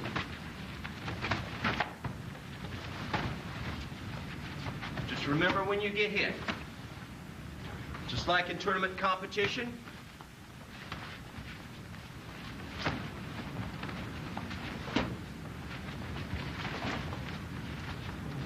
Okay, hold it up. Okay, bow to each other. Now hold it for a second. Now, when you finish your sparring session, think about and record the moment you were getting hit. Now, often many of us have what we call a point of vulnerability.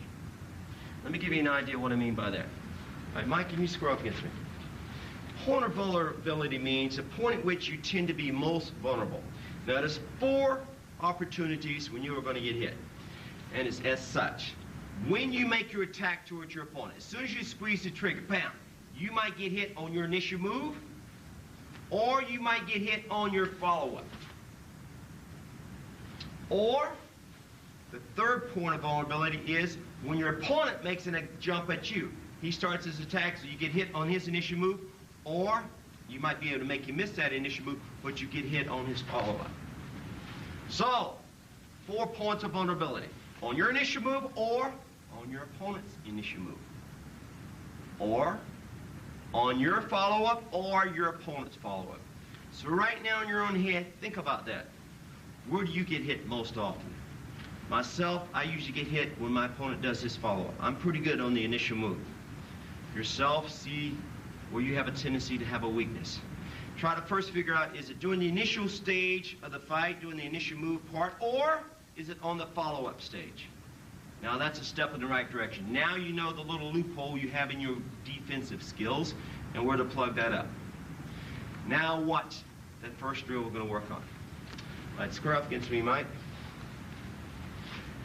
Now what we're going to do is this. What I'm going to do is position against you. I want you to step up and put your hand straight out against my forehead. Measure your distance. Stick your hand up. Now make a fist. Make a fist. And keep it locked out. Now watch how he's going to measure his distance. I want you to keep that arm out straight and step back to your hands a good 18 inches from my face. Step back a little bit more, just a touch more. Okay, position, right from there. Now that's a good sparring range. Did everybody see how we gauge that distance? Throughout the seminar today, try not to fire your punches from any closer distance than this. Once you can defensively master the skill of making someone miss from this range, Then you can try it from a little closer. Well, let's try it from here today. Okay, now watch. What I want you to do is, I'm going to position like this, and I want you to try to step in and tag me on the forehead with a forward hand strike as fast as you can. Okay? Let's see what happens. Try to make contact. Got to move fast. A little bit faster, a little bit faster. Come on, Mike, you got to move a lot quicker, a lot quicker. Come on, a little bit quicker, a little bit quicker. A little bit faster. All right, now watch. Notice he hasn't made contact yet. And also notice I didn't block it. But he was missing. This is what we're going to be working on today, showing you how to make your opponent miss. See, before I can counter his punch, or before I can counter his kick, keep this in mind, it's real important. You must first make him miss. So the purpose of making someone miss a technique is to create an opening for an answer, for a counter. That's why we call this counter fighting. And 90% of all your counter fighting skills and training should be done primarily focusing on putting the emphasis of your attention on learning how to make the other man miss. Now, this is what we're going to work on first. Before I have my two partners square off against each other like this, before you square off with your partner and start firing punches back and forth at each other, let's learn exactly what I'm doing with my body. Now, most karate people have a slight tendency to use the hands too much when they're trying to make the other man miss. We have a slight tendency not to use our knees enough. Let me give you a slight example of what I mean by that. My position against me, Mike. Now, what I want you to do is just fire a real fast roundhouse kick up in here. All right, go, real fast. All right, good, back reposition. All right, isn't that fun hitting me? All right, now, I knew he'd smile. Now watch. This time, this is what a traditional karate man would do. All right, fire that kick again real fast. We come down and block. But notice, when I block, see, my hands aren't in a good counter punch position. And if he's got a real big leg, somebody that squats 500, 600, 700 pounds, he's going to rock me off balance. And before I can counter punch or counter kick or do a counter takedown, I got to first regain my balance, get set, then maybe I can counter punch. Too much time is lost. Back reposition. Watch the difference. Notice my hands are in a good counter punch position from here. I can bump him, I can grab him, what have you. All right, again, I want you to fire real fast, four-leg roundhouse kick. Watch how I make him miss this time, real fast. All right, again, real fast, real fast. Does everybody see what I'm doing? All I'm doing is I'm keeping my hands where they're at. Watch this slowly. I'm using my knees. Watch the knees bend as I come down to make him miss. See, I'm making him miss with the knee as the kick gets up there. Notice as he misses, my hands are in a perfect position for a counter movement. I can follow through the punch, or I can follow through the punch here. Or I could bump, or I could grab and do a takedown. In other words, we don't move our body enough. We're too stationary. So we're going to work on that a little bit today, showing you how to add mobility to the body. And then how to add mobility to the position. Because, very simply, a moving target is harder to hit than a stationary target. Now watch what I want you to work on first. My two partners, can you join me? Mike over here facing this direction. Rick over here facing this direction. All right, watch me. Can you stay back about a half a foot? Now watch. If someone's firing a punch straight at my face, or a kick straight at my face, first thing I want to do is I want to dip. Watch my knees start to dip down.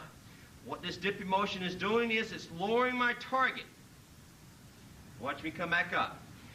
First step I'm going to do when the kick or punch comes straight at my face is I'm going to start dipping. This is called straight down. Now let's just try that a couple times. All right, ready? All right, dip, down and up. All right, down and up. Now you can go slow dip, you go fast dip, you go deep dip, and you go shallow dip. Just try that a few times. Just get the feel of dipping. Dipping, just straight down. Try to keep the body upright as much as possible. You don't want to tilt over when you're dipping. Especially if that man's firing a kick at you, he's going to lift that knee, hit you right in the face, you get cut or a black eye or something like that. Now watch. Imagine that punch is coming straight at my face. What I want to do is this. As that punch is coming straight at my face, I'm going to dip. As I dip, at least the punch will not hit me in the face. It's now going to hit me up on the top part of the crown of my body, or my head here, and won't hurt as much. Then what I'm going to do is this. Watch my body shift my weight to my rear foot. Slowly shift my weight back to the rear foot. Keeping my shoulders level, keeping my shoulders directly over my hips. Notice I'm not in a karate stance. Both knees are bent. I'm sort of relaxed. Shifting my weight back up. Now watch. I'm coming down again. Watch me circle to my backside. Circle back up. Dip down, circle, put my weight on the rear foot, back up. So basically we're going to work on this motion. Watch me. You're coming down, then you're circling outside. Coming down, circling inside. Watch it slow motion. Down, circle inside, back up. Down, circle outside, back up. Some people call this bobbing, weaving. I don't like that term because it implies you're boxing. Bobbing, weaving to me means you're bending over. This is a circle motion, not a weaving motion. Now watch how this would work in reality. All right. Mike, can you square up against me? As a matter of fact, it'll look better from this angle. Can you position over here, face me? On the line like we had. Okay, now watch. I want you to stick that punch, step in, stick that punch straight out of my forehead, slow motion. Now watch. When he fires that punch, in all of today's drills, I want you to aim this punch at your opponent's forehead. And I want you, I'm making this very explicit, to make contact against your opponent's forehead. Do not miss. Make light, quick contact, only hard enough to get your opponent's attention. Now, in a real fight, aim that punch not at your opponent's nose or the face, but always aim that punch low, like at the neck, and I'll show you why. See, if he's aiming his punch at my face, and I lean back, see, he's going to miss. It's going to sort of ride up. Or if he's aiming at my face, and I shift my head to the side, it's going to miss. If I shift it to this side, again, it's going to miss. But now watch. If he's always aiming that punch low at the neck, or that kick low at the neck, and I rock back, oh, he's still going to hit something. Or if he's aiming at the neck, I shift my head to the side here. Up here, he'd miss. But down here, if he keeps going, he'll still hit the neck. Same thing if I shift to the outside. Up here, he'd miss. Down here, if he keeps coming, he'll hit the neck. So, when you don't like somebody, you want to hurt somebody, aim it at the neck. When you're sparring your sparring partner, you're trying to help somebody out, upgrade their skills, don't aim it at their face today. No time today do I want you and your partner to hit each other. Always aim it at the forehead. So try to protect your sparring partner so you have somebody to play with tomorrow. Got me? Now, notice I said play with him. Now watch. When that punch comes, stick your hand out my face, slow motion again. I want you to slip down and rock your weight to your rear foot. Notice my weight is on my rear foot, and now I'm to the outside of the punch. I've circled to the outside. As he recoils the punch, I slide back up. Now back reposition. All right, back over this way just a little bit. Now watch. As he fires the punch again, I start to come down, I slip it to the inside. Notice as I slip it to the inside, my weight is now on my front leg. Where there's weight, there's power. So from here, I can counter with my front hand. Back reposition. So watch me. As I slip to the inside, as I circle to the inside, I would prefer to counter off this hand where the weight is. Or, if I slip and circle to the outside, I would prefer to counter off the rear hand. Where there's weight, there's power. Now pay close attention to my forward. Make sure you got a good bend in the knees. You shift your weight and you feel comfortable there. Or, good bend in your knees, you shift your weight and you feel comfortable there. All right, gentlemen, let's both face this direction, please. All right, back just a little bit. All right, let's do it with me. Position, slow motion now. I'm taking this slow and delicately in the beginning here because I don't want you to make any mistakes. This is something new for some of you. This is not boxing. This is called fighting. Okay, a punch is a punch. A kick is a kick. Block is a block.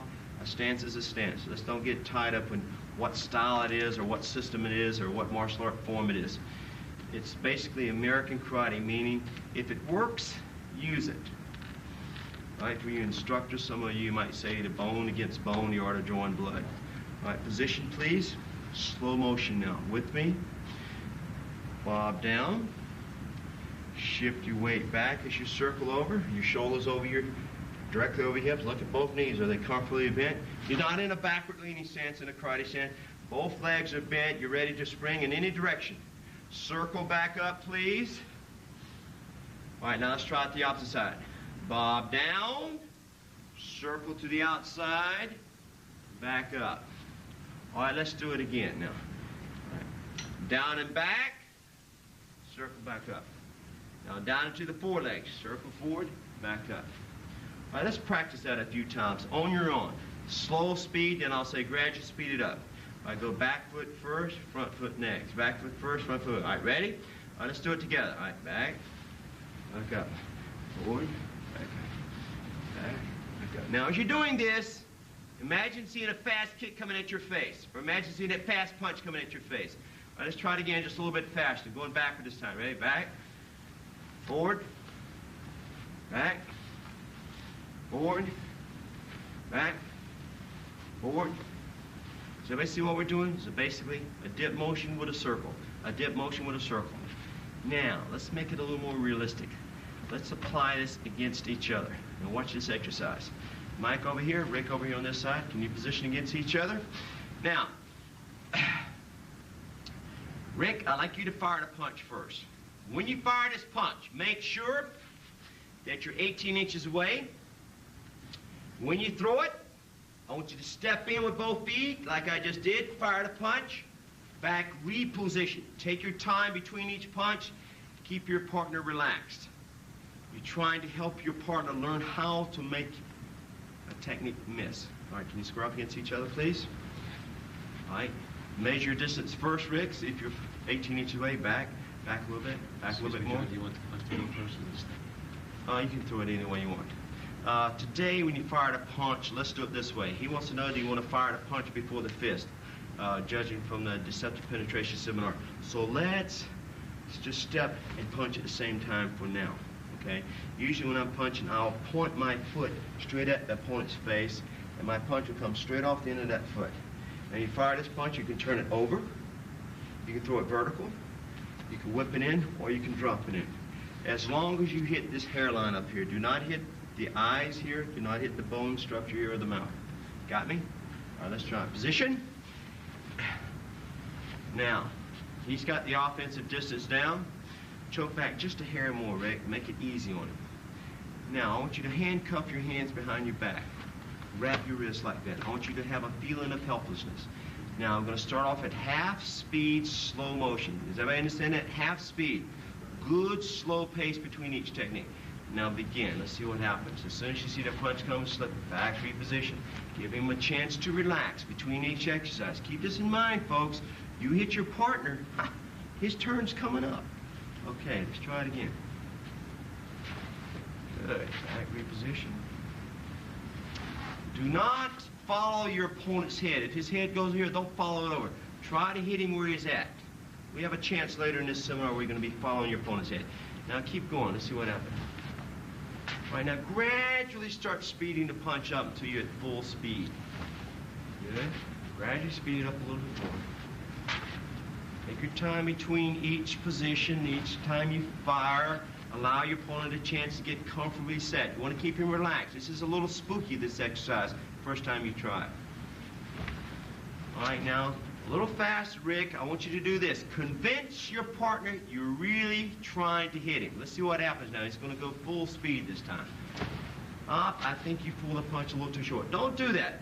Don't misfool your partner. You're building a false sense of confidence in your partner. When he goes out there in a realistic altercation, or he gets in a real fight, or a point tournament, or full contact, and his partner's been doing the missing for him, what's that going to do for his confidence? It's a phony sense of confidence. Don't give him a pseudo-confidence. Give him the real thing.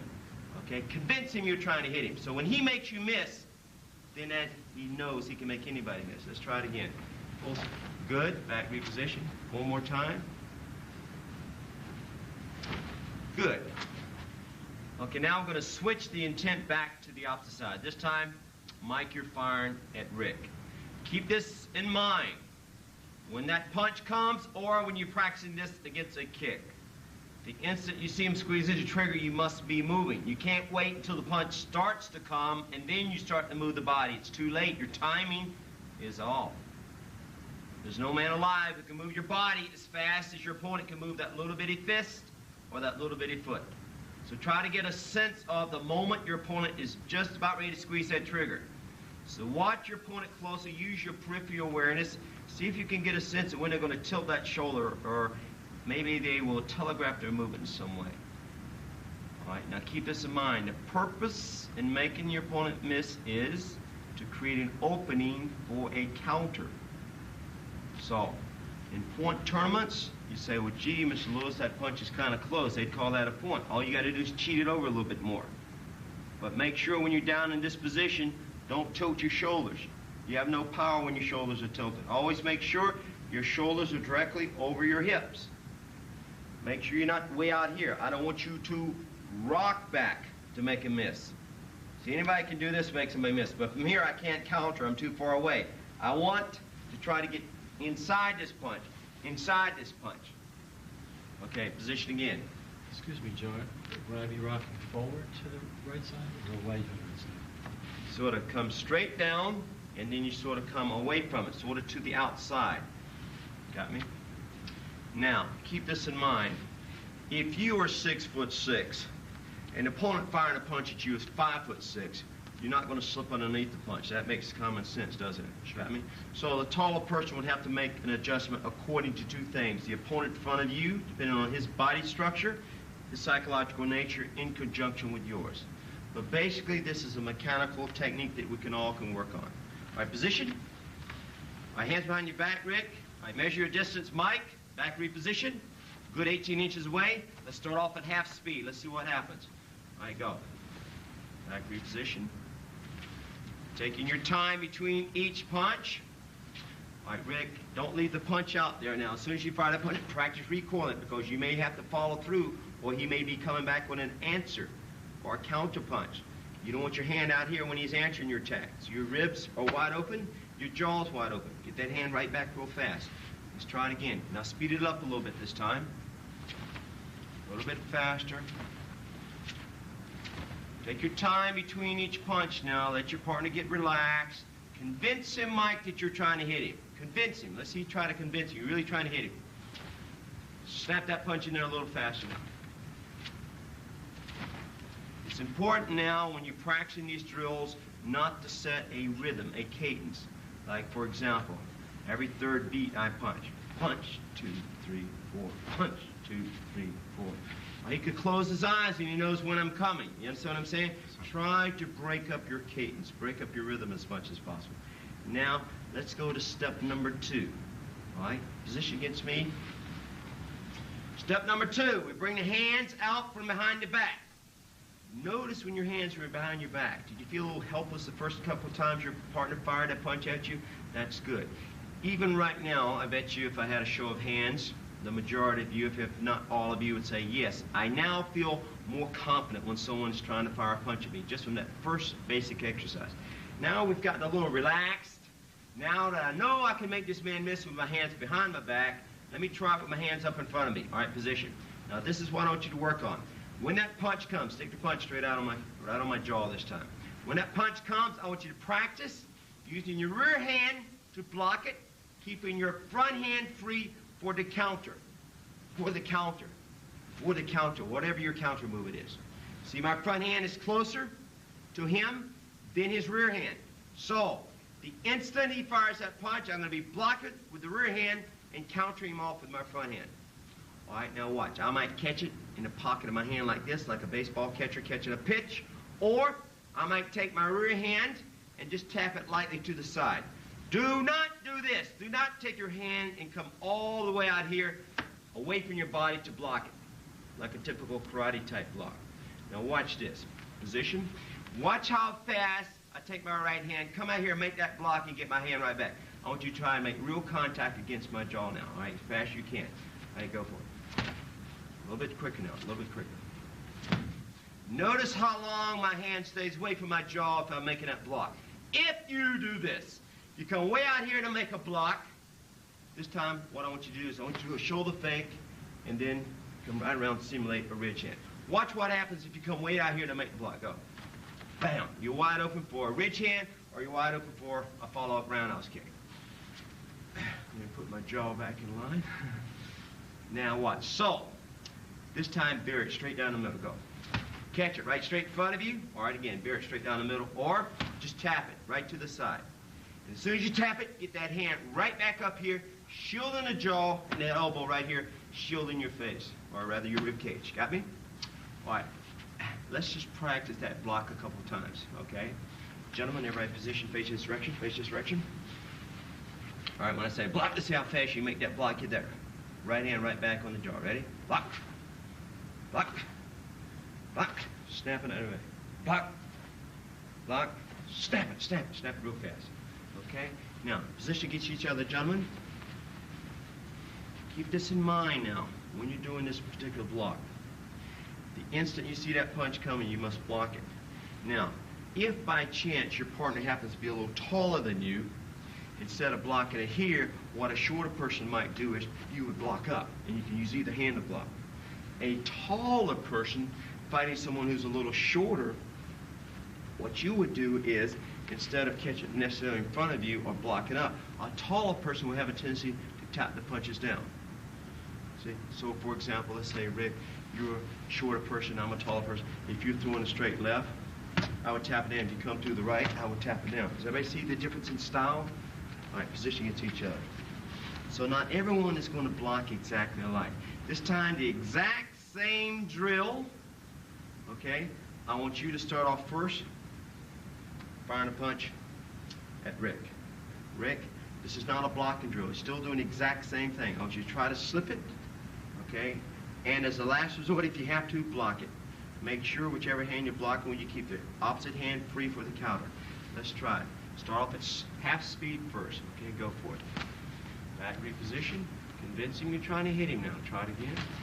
Good, there we go. All right, now gradually start speeding up, Mike. Good. Snap that punch in there. Convince him you're trying to hit him. Right up on the hairline. Good. Convince him you're trying to hit him. Good. Now make sure, Rick, as soon as you slip that punch, as soon as you make him miss, see if you're in a good position for a counter movement. And those of you who are a little more advanced, start monitoring your movements. In other words, the instant you make a miss, go inside of yourself and see what your impulse is to counter.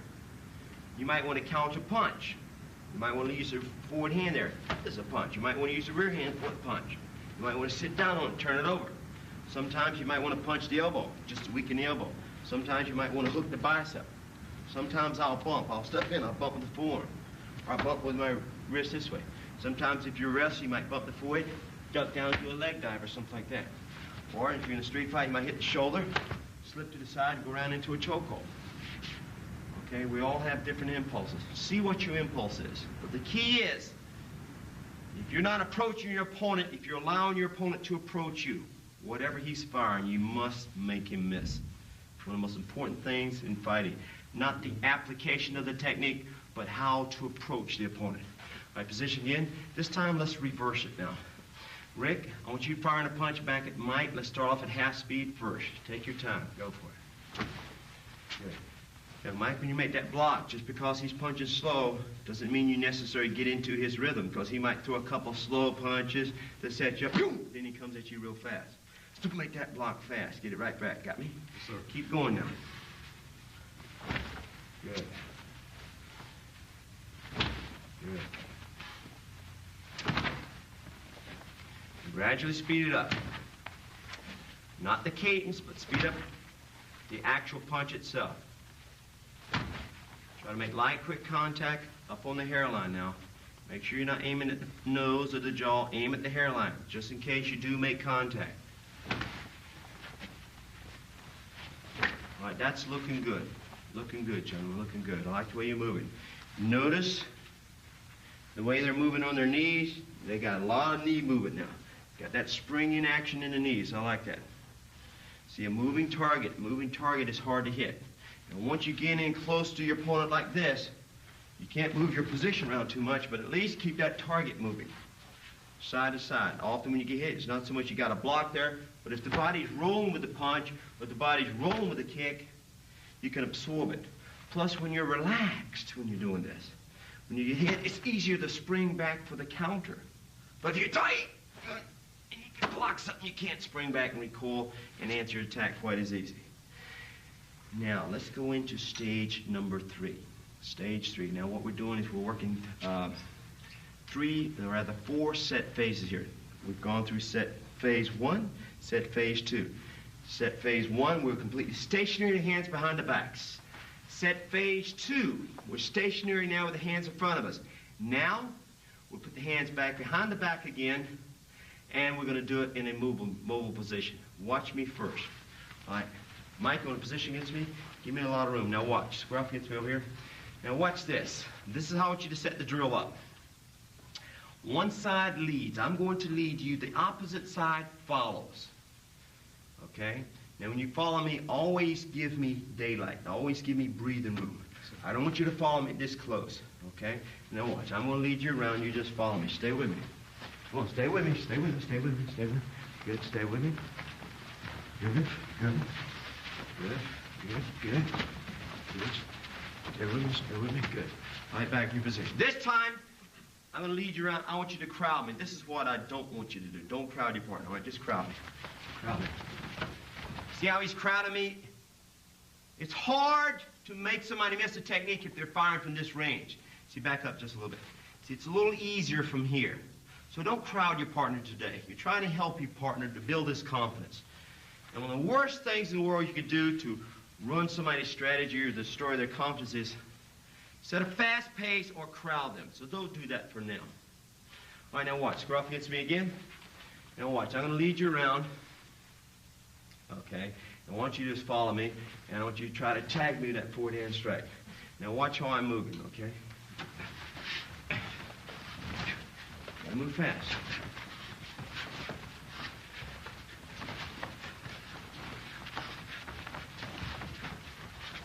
All right, hold it up before you get lucky there. Now, notice, as I was moving around, I was doing 2 things. I was either moving my position. Watch me move my position. I'm moving my position now. Or when I was holding my position steady, or I'm in what we call a holding pattern, I was at that moment, I had my head moving. So at all times, the target which is most vulnerable, which is my head, was in constant motion. Never once did I stop. Now, before I have you do this 3rd drill here, what I want you to do is work on a little body mobility with me. And we're going to work on a little footwork. Now watch these 2 drills. Now, gentlemen, can you join me? Both of you position over here, facing this direction, please. Now watch. First thing I want us to do is, remember, whenever you're moving with your footwork, whichever foot you're moving first, move the foot closest in that direction first. Now watch what I'm talking about. If I'm going forward, watch my footwork. The front foot goes first. That's called stepping. If I go backwards, the rear foot goes first. If I go to the right, my right leg goes first. That way my feet never crisscross. If I go to the left, my left leg goes first. Now if I speed up the speed of that step, that's what we call a shuffle. Or we can have what we call a spring step. I get into this a little more explicitly in my footwork seminar. Watch this.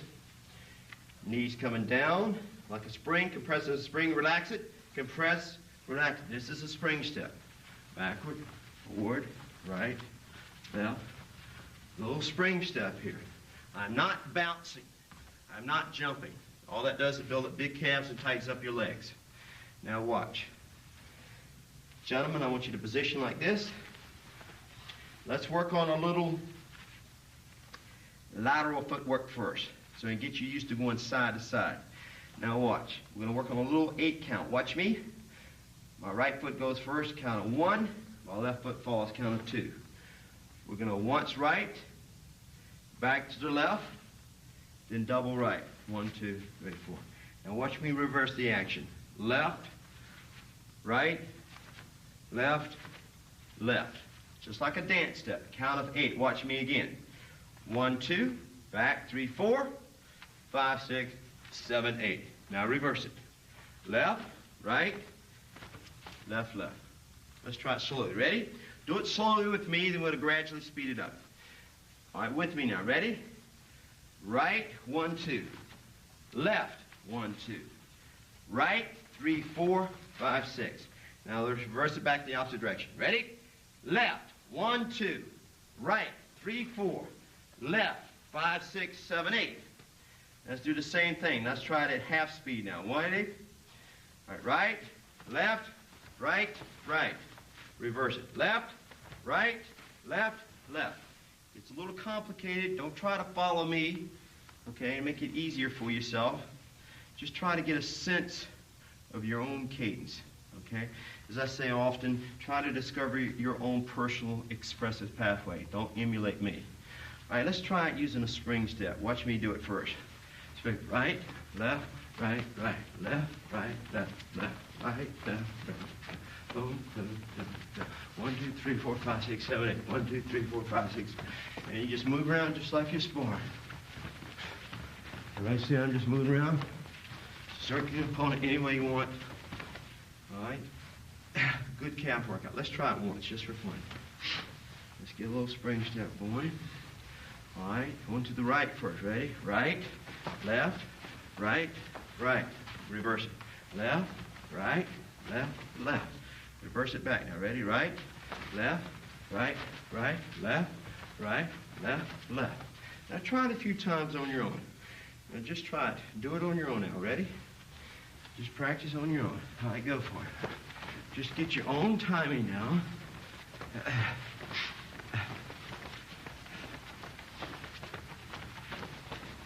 You can move back and forth any way you want. Don't have to necessarily follow my rhythm. Okay? Now, hold it up.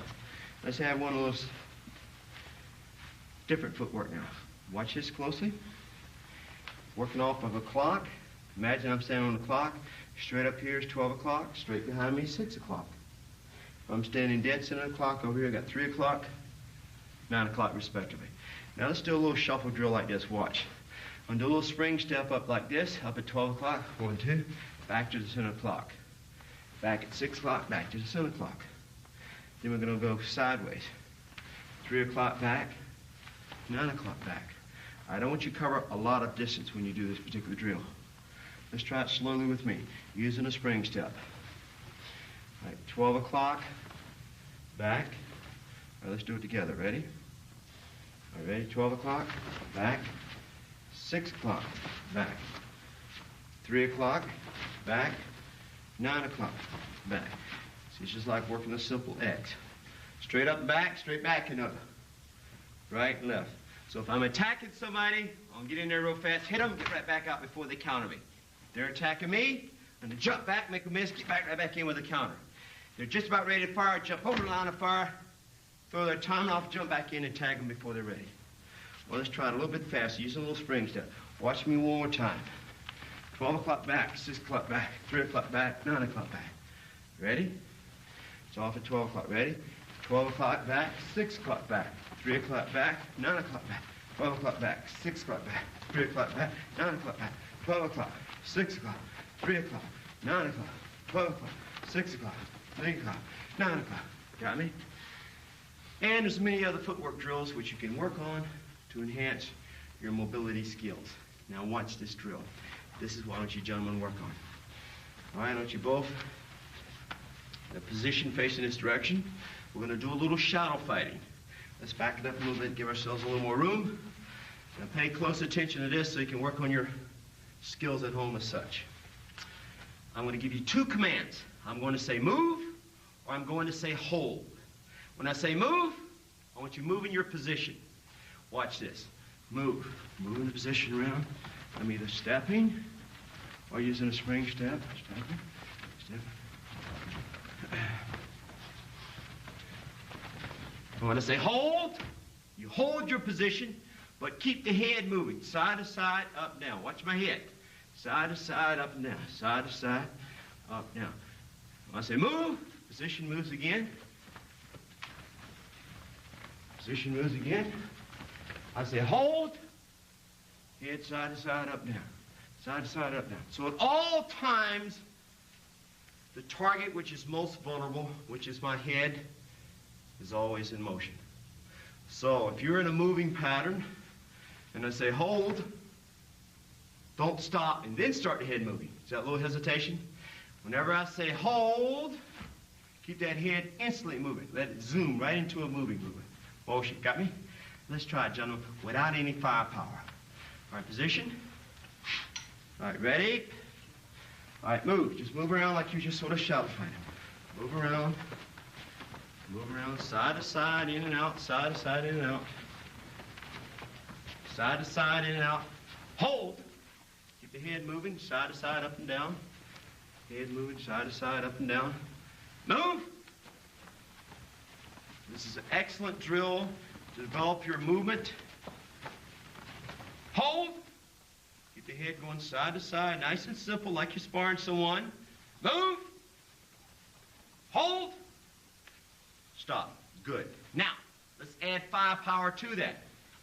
Now, if you want to develop your endurance, you want to develop your speed, your techniques, your follow-through skills, your defensive and offensive footwork. Basically, is what we're working on here. How to cut someone off or how to keep someone from cutting you off. This is an excellent drill to work on.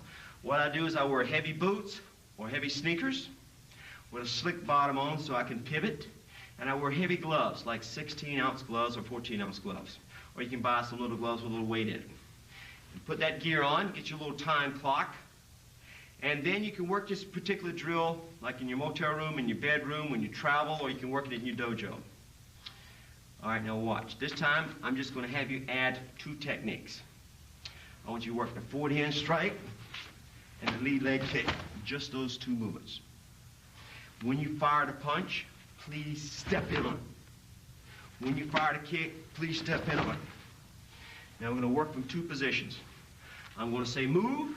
When you're moving, you're going to practice firing from a moving position. And I'm going to say hold. When you hold, keep the head moving, and you keep firing from the holding position. Watch me demonstrate it first. Listen to my commands. Ready? All right, move. Just like I'm sparring someone, trying to set them up, step in, keep your head always moving. Hold. Hold in position, head still moving, still stepping in when I'm firing. Move, back, move it again. Nice, easy, slow pace, so I don't get too tired. Hold, hold. Head instantly goes into a moving pattern. It's a very difficult exercise, as you will see. Now, in this drill, since we're limiting the seminar to just these lead-off techniques, forward hand strike, lead leg. I only want you to use those techniques. Position, please. Face in this direction. Now, feel free to move around as you would, as if you're actually sparring someone. All right? Now, on my command, when I say move, you'll be moving the position. When I say hold, you hold the position. Keep the head moving. Whenever you feel free to fire, whether it's a single technique or a double or a triple, always step in. Ready? You'll see what I mean by the endurance factor. Ready? Move. Nice, easy pace. Nice and relaxed. Stay comfortable. Make sure you step in when you fire. Keep that position moving at all times. Don't fire and stop. As soon as you fire, keep instantly moving. Move out. Hold. Keep your head going side to side. Step in when you fire. Don't stand still and hit. Keep your head going side to side. Whenever you're in that holding pattern, move. Back and move around. Keep that position moving. A moving target is hard to hit. Keep firing, keep them busy. You're keeping them busy with 2 tools. You're keeping them busy with movement. You're keeping them busy with firepower. Hold. Keep that head moving. Keep the head moving. Step in when you fire. Step in when you fire. Move. Hold. All right, stop, gentlemen. Back reposition. Now, you can see that that was only about 30 seconds long. It gets you pretty winded. Imagine going 10, 12, 3-minute rounds with only a 30-second rest with heavy gloves and heavy shoes on. You can see it's a good workout. Excellent way to learn how to make that body move. Excellent way to stay in shape if you don't have a sparring partner to work with, or if it's raining one day or snowing, you can't get to a dojo. Excellent, excellent. Now you forgot to move it down. Let's work on a little application. Gentlemen, square off against each other, please. Notice we're getting a little bit closer and closer to real sparring. Notice how the degrees of skill sort of have an echelon effect. Now, square off against each other. This time, I want you firing first. Position ready to fire. Single punches only. I want you to start off at half speed now. Don't crowd your partner. Rick, can you put your hands behind your back down at the handcuff position? Now, you lead your partner around. Opposite side, you're going to follow. Okay? Every once in a while, I want you to stick out there and try to tag him on the forehead with the lead hand strike. Got me? Yes, sir.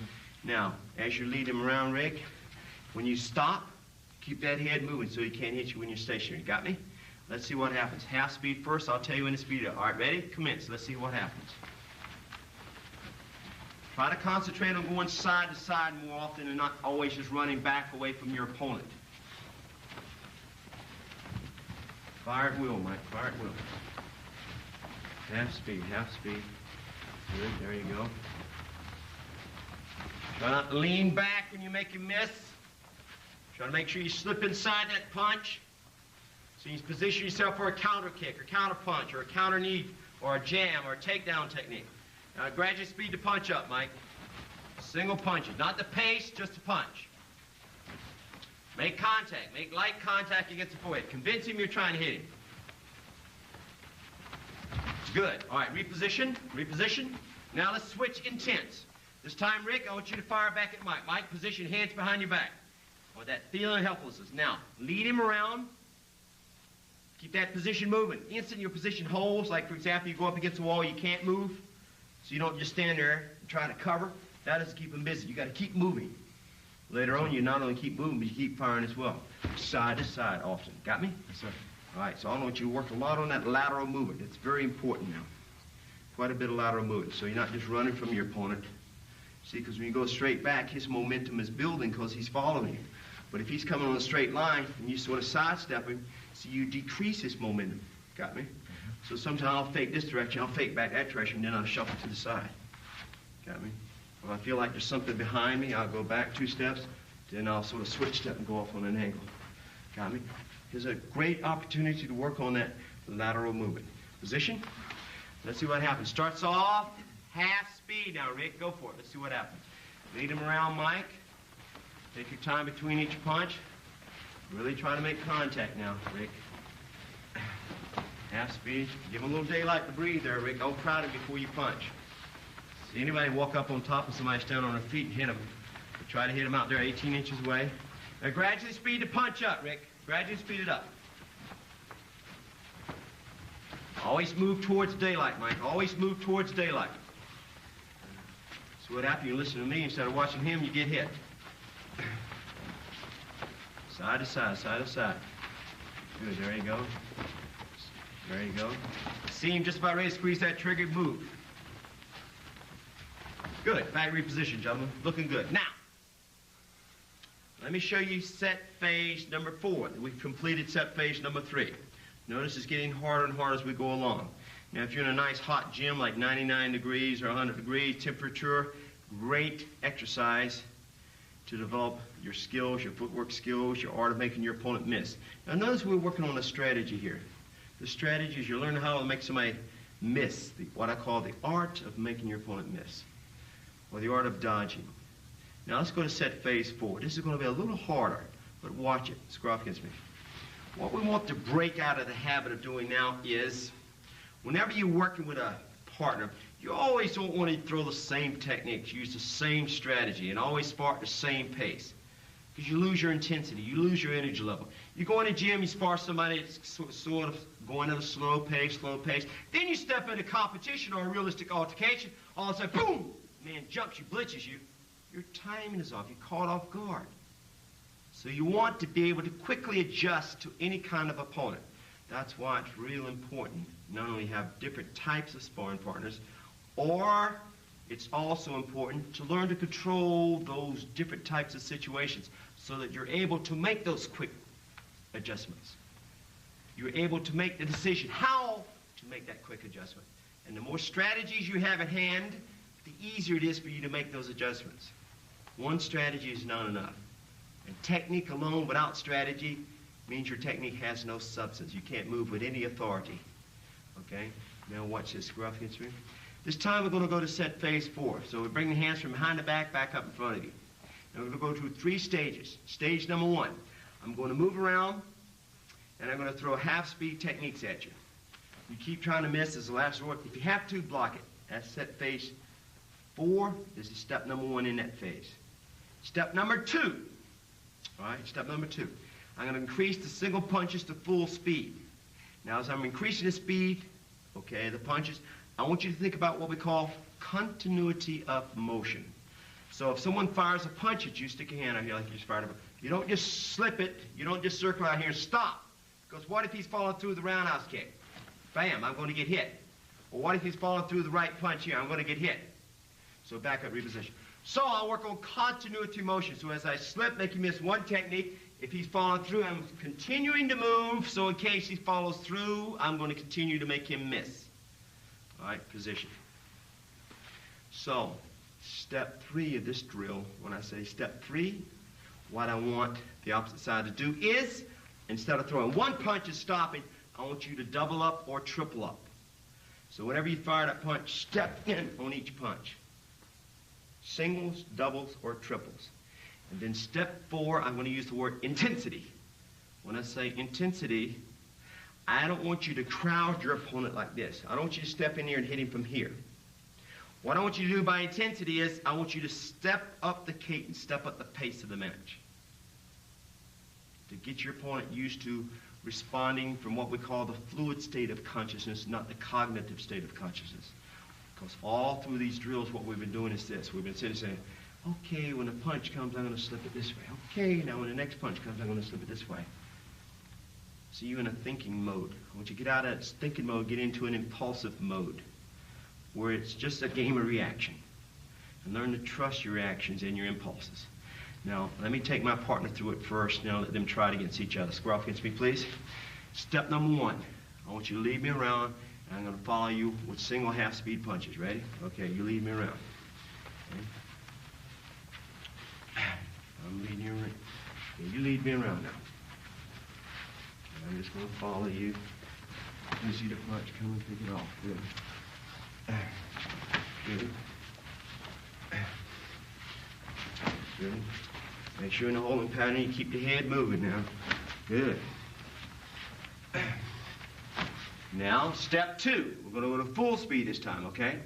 Now watch it. See, you're trying to block them a lot. Keep the head moving now, okay? Good. Ready? Step 2, full speed. Single punches, full speed. Ready? Good. Good. Whoop. I got a little too close that time. Keep going. Keep the body going side to side. Give me that side to side move. Don't let me catch you standing still. Good. Good. Don't let me catch you standing still. Good. Keep that head moving. Keep your head moving now. Keep your head moving. Good. Now, as soon as you slip the first punch, keep moving now. Keep moving. Don't stop. Because in a second, we're going to be double up and triple up. All right, ready? Keep that head moving now. Keep it moving. Keep it moving. Good. Good. Keep it moving. Good. Now, step 3. Singles, doubles, triples. So you can't just slip and stop. Because when I start doubling up, I might fire the first punch, you'll slip it. The second punch, I'll pull it back, hit you before you move. So slip, keep moving now. Let's see what happens. Ready? Full speed, doubles, triples, and singles. Ready? Leave me around. Leave me around. Good. Keep that hand moving. You sort of stop that time. Whoa! Keep your hand moving. Whoa, see what happened? Whoa, whoa, come back over here. See, I fired the first punch. You slipped over there and you checked my hand. No, here. But you stopped. See, typical karate people, they stop. But what did I do when you stopped there? I pull my hand back, bap, touch you. See what I mean? Yes, sir. Now let's do it correctly. You slip the first one, keep your head moving, so I fire here. Got me? You're going to make me miss. Got me? Yes, sir. All right, now if you can't move the head, move the position. There's always something you can't move. Let's keep going. Doubles, triples, singles. Whoa, good. So you kept moving that time. The double, I missed you. Keep going. Doubles, whoa, good. Whoa, good. Wow. Looking good. Got me? Partner square up against each other. Now, in this drill, I'm going to let you do it. When I say intensity, what I want you to do is speed it up. Speed up the pace. Okay? So as I was doing you there, singles, doubles, triples, I didn't go to step 4. So this time when I say step 4, I want you to fire to him first. I want you to step the pace up. Don't give him a chance to get set. Bam, bam, bam, bam, bam, bam, bam, bam. Don't crowd him, but keep that pace very stimulating. You know what I mean by stimulating? Yes, sir. See? So you're going to be forced to keep it on him. Square up his... See, he's smiling. I know he likes this part. Ready? Half speed, single punches. Ready? Step number 1. Go for it. Half speed, half speed. Take your time now between each punch. Keep that head moving now, Mike. Keep that head moving. There we go. Move that position around, Mike. Keep that moving. Keep that position moving. Move to daylight. Move to daylight. Always move to daylight. There we go. All right, gradually speed up the punch now, Rick. Single punches. Fast. Good. Good. Fast single punches. Give him some daylight. Give him some daylight there. Don't crowd him, Rick. Give him room to breathe. Keep moving. Single punches. Good movement. Good movement. On the forehead. On the forehead. All right, singles, doubles, triples. Step number 3. Let's go. Got to keep that head moving now, Mike. He's going to get you that second to follow-up punch. Keep going. Convince him you're trying to hit him. Singles, doubles, triples.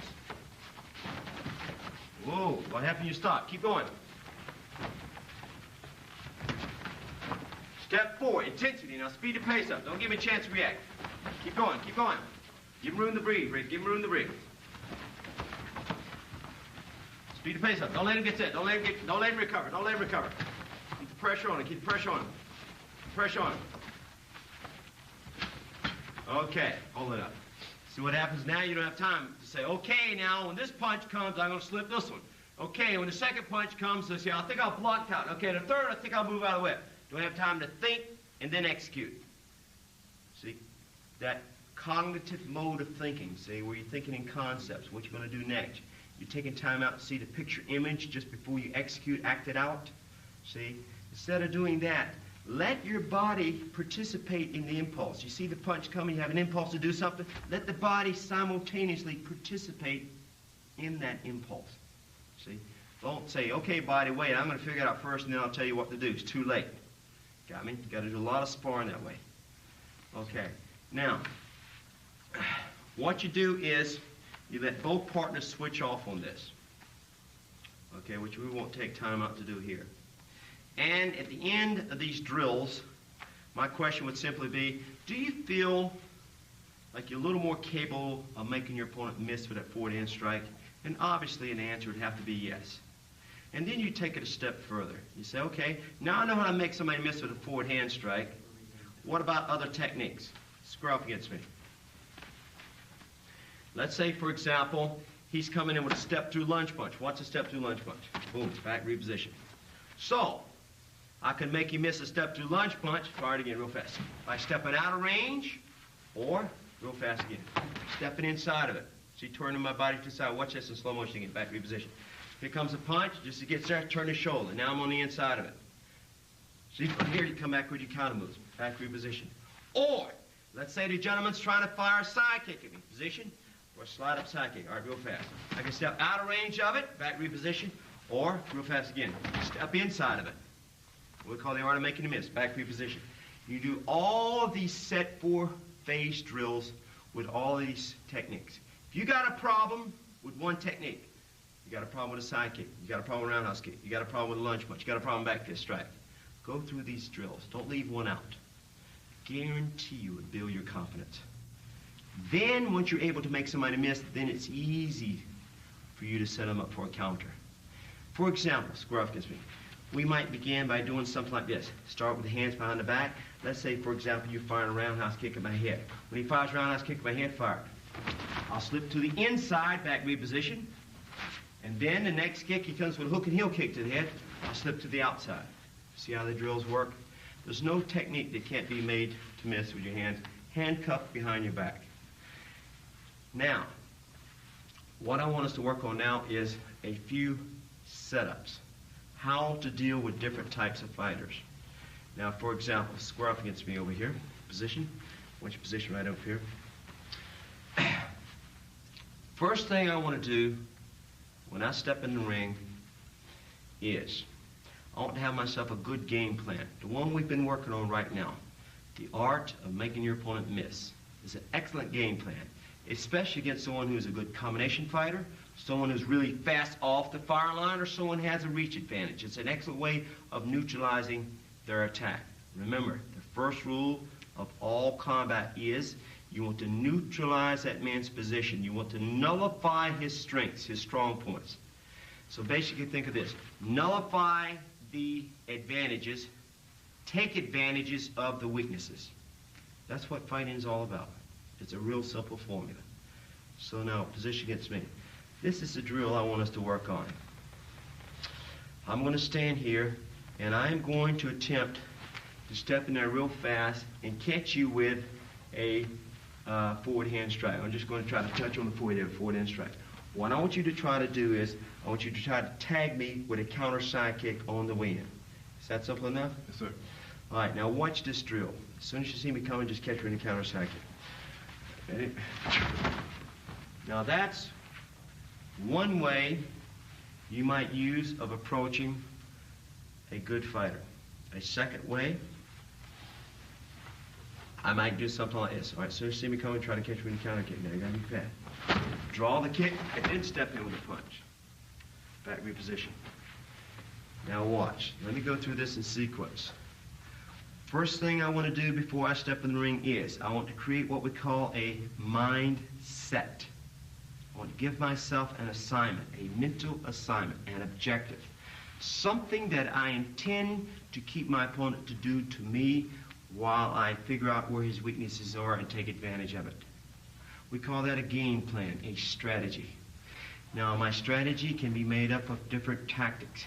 I'm going to show you a couple tactics here which will help you figure out exactly how to deal with a counter fighter. So the first step in fighting is I give myself a game plan. At the very foundation of all confidence is a game plan.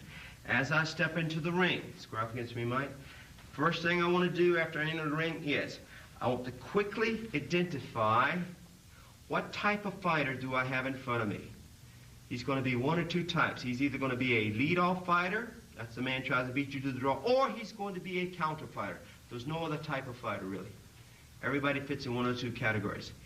Then, my third step is, as I am trying to figure out what is his advantage so I can nullify it, I'm going to simultaneously figure out what is his weakness so I can use it against him.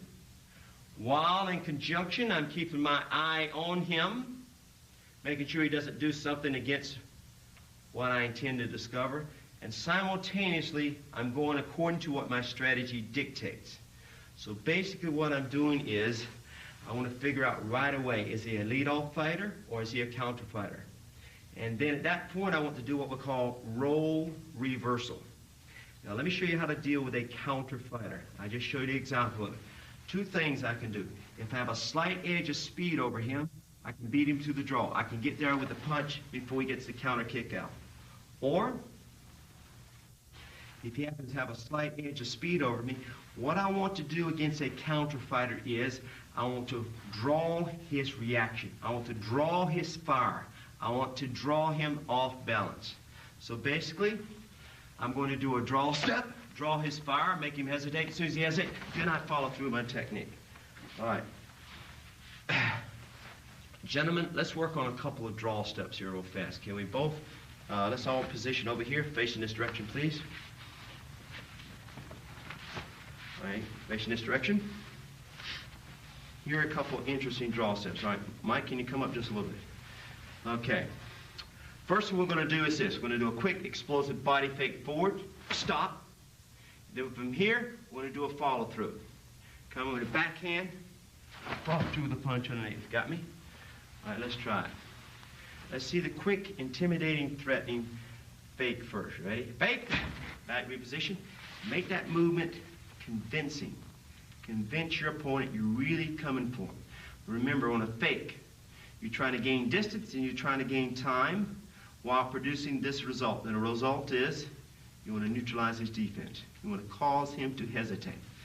All right, so when you fake, accent that first step. Once you convince him, you're really coming. All right? Let me see you step on that territory like it's yours. All right, really plant that foot when you fake. Ready? Fake, boom! Back reposition, good fake. Now this time, I'll say fake, you fake. You want to say punch, you follow through. Back knuckle, come underneath the punch. Now when you throw the back knuckle, not necessarily is that a punch. Sometimes when I throw that back knuckle, I'm using it as an obstruction. I'm using it as an attention getter. I'm using it as a distraction tool. See, distraction, push, grab, whatever, then follow through underneath for over the top of the punch. Got me? Let's try it now. Ready? Hey!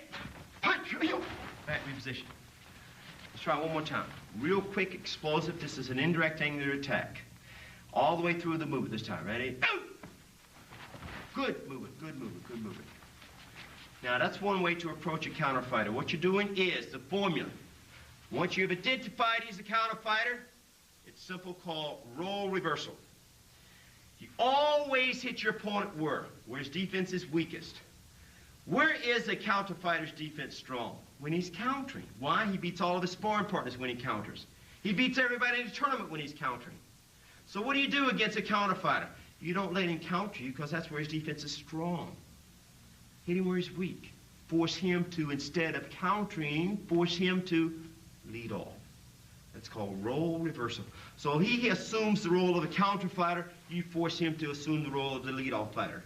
And if you have someone who's trying to beat you to the draw like a good, quick lead-off fighter, again, you reverse the role of him. You force him into a counter-fighting game. Got me? So, let's try another approach against a good counterfighter. This time we're going to do a rock step. Watch me. We're going to fake forward, draw his attention.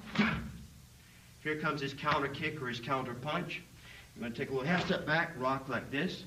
But I want you to spring back and forward instead of rocking and stopping. And then from here, lunge in. 1, 2 as you come back across. All right, watch me. Do it fast. Hey, rock, boom. Sometimes when you rock back in, you're going to run into that counter kick. You're going to run into that counter punch.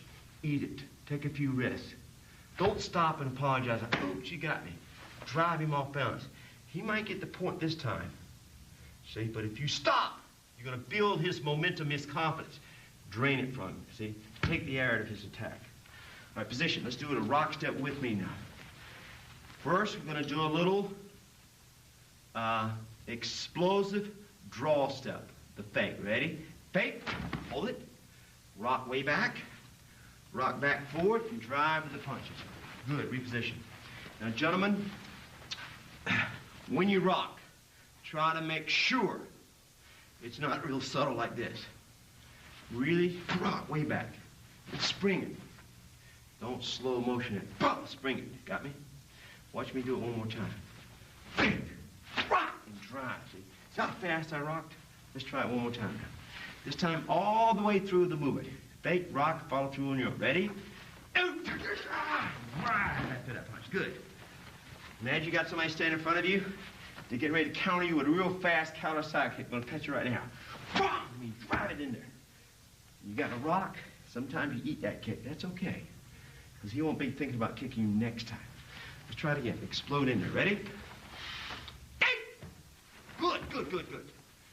Now, one other approach. This is a form of broken rhythm. That first straight punch we did, a little combination angular attack. This is an indirect angular attack. Now a broken rhythm angular attack. Rick, you want to square up against me this time, please? Watch. Sometimes when I'm fighting an opponent, I want to set him up. I want to make him think I'm doing one thing so I can surprise him with something else. Watch this approach. What I'm going to do is use a little lob step, what we call a probe step. Watch me. I'll step in and sort of probe in the firing line like a little artificial movement, in and back out. Now watch. Tease him out. Tease him out. Tease, rock back, and then in with my technique. Watch what I did in slow motion. Probed. Got him used to seeing me there, but not close enough to make it intimidating. Not hard enough. More of a yin-type movement. Then another yin-type movement. Then yin. Rock back. And watch me shift from yin to yang, and back to a yang position. See what I'm doing? Trying to explode back in. Now, this is called broken rhythm because of two factors. Actually, 3 factors. I have a quick change in speed, a quick change in direction, and a quick change in essence, which is what broken rhythm is. Watch. Probe, I'm relaxed, relaxed. I'm relaxed and I'm slow.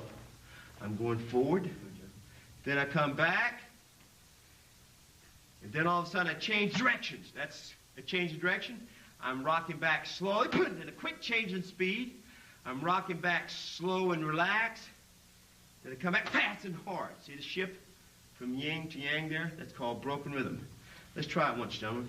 Position. Facing this direction. All right, with me. Ready? Let's probe a couple times. Probe in, back out. All right, probe in, back out. 3rd time, we probe, hold it, rock back. Now from here, as we rock back forward, we're coming fast, punch, upstairs, come back underneath.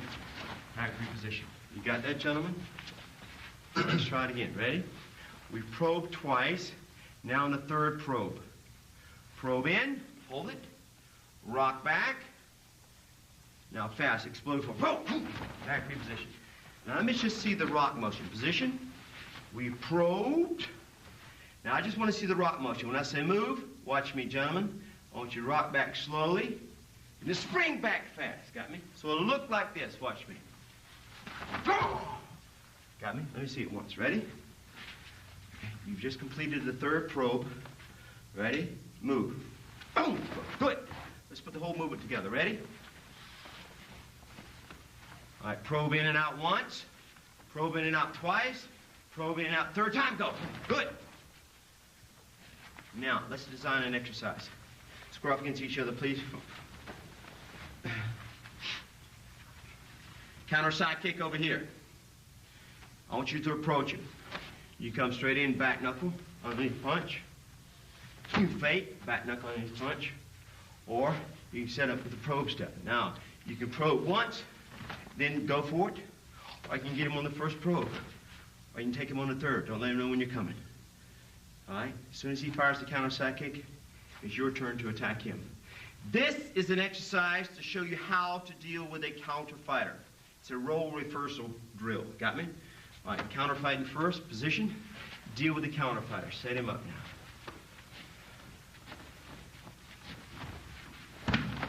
Good. Position. Your turn to come back with the attack. You've got one of those 3 approaches you can use against him. Ready? Don't let him know when you come. Good. Good. Good. All right. Notice what he's doing here, gentlemen. You're trying to get just close enough to draw the kick, but not enough to really get scored on. See, now you almost got a little bit too close that 3rd time you probe. Got me? So watch it. So you just sort of tease him. Don't threaten him too much. You just sort of tease him, like playing cat and mouse. Hey, here it comes. Hey, here it comes. Got me? All right, your turn coming back. Don't let him know which way you're coming.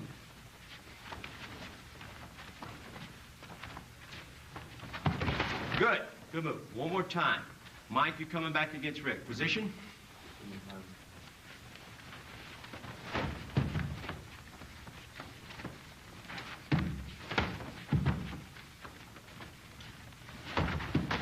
Good, good, good, good, good. Good. I watch that now stepping up on the far line. Now, gentlemen, after we've practiced this particular drill for a while, you've learned how to reverse the role of the counter fighter. It's an excellent little formula there.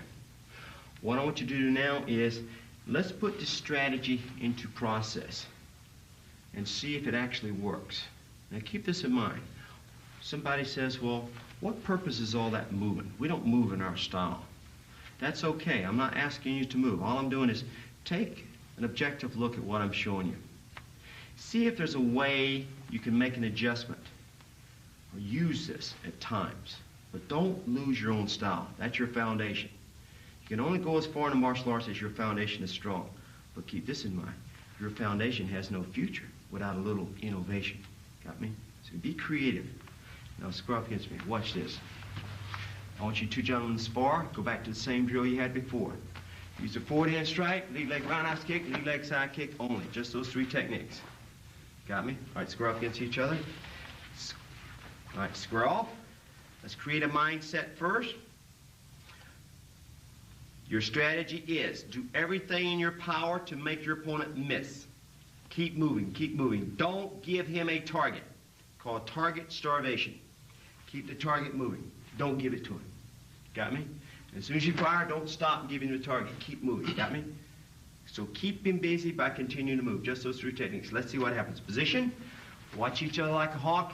Work on a little visual imagery now. See yourself actualizing that strategy first. See it in your mind first before you try to transmit it to the external. Okay, ready? All right, go for it. Let's see what happens. Okay. Position. All right, ready? Go for it. Keep him busy, keep him busy. Keep him busy, Mike. Keep moving, keep moving. Keep moving, keep moving.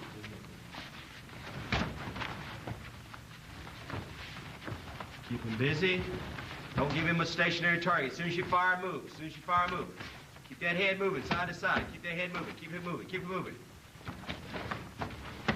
Keep him busy. Keep him busy. Don't stop. Don't stop. Don't stop.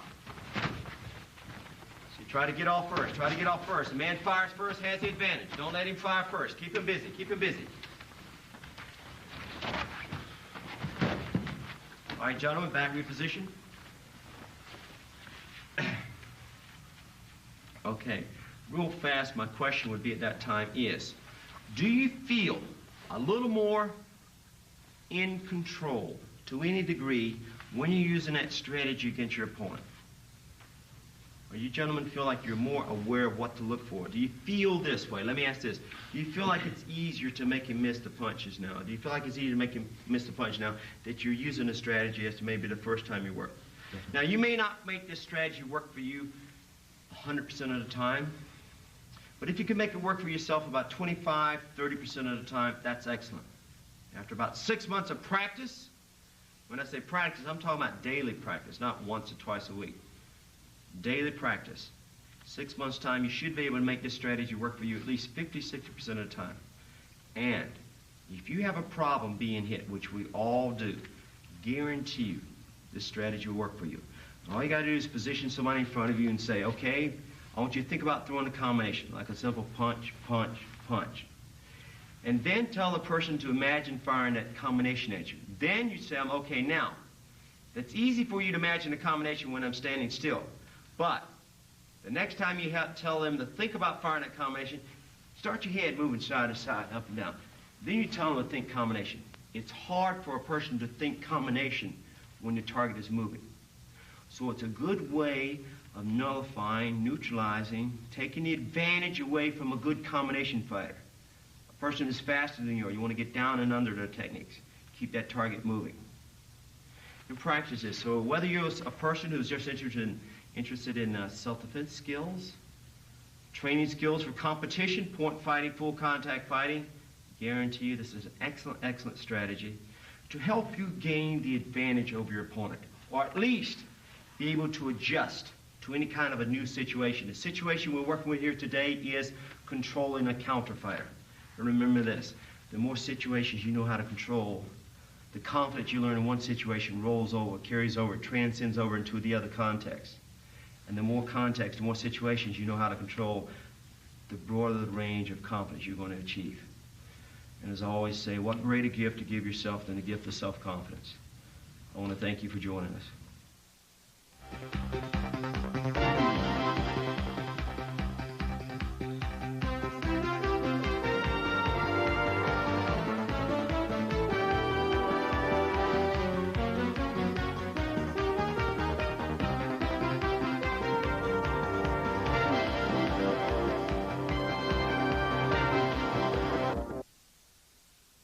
A scatter, step. Scatter, step. Watch my footwork now. This is a scatter step. I'm just going up, down, up and down as I sort of scatter my feet out. So the feet are sort of scattering. Let's try it slow motion once. All right, right foot comes up with the heel, down. Left foot comes up with the heel, down. Now your feet go out just a little bit as your right foot comes up again, out. Left foot comes up just a little bit, goes out a little bit more. Back up. Watch, 1, 2, 3, 4. Just try it fast once, ready? Scatter. Back reposition. Scatter. Back reposition. Now this time, I'm going to say scatter. Then I'm going to say scramble. Then I'm going to say draw. Then I'm going to say circle. 4 movements together. With me now. Slow motion. Ready? Scatter. Scramble. Fake. Fake. Draw. Fake to the opposite direction. Draw. Fake you go in this direction. You want to say circle. Go the opposite direction to the draw step. Circle. Circle out. Good. Back reposition. All right, ready? Try it again. Scatter. Scramble. Draw. Circle. Back reposition. All right, real fast. Let's try to put the 4 together.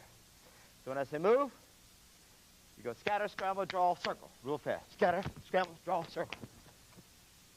And that kind of makes your opponent hesitate when he gets right next to that firing line, right next to the ropes, or right next to the wall where he has no more room to deal with you. All right, let's try it real fast. Ready? I'm just going to say move.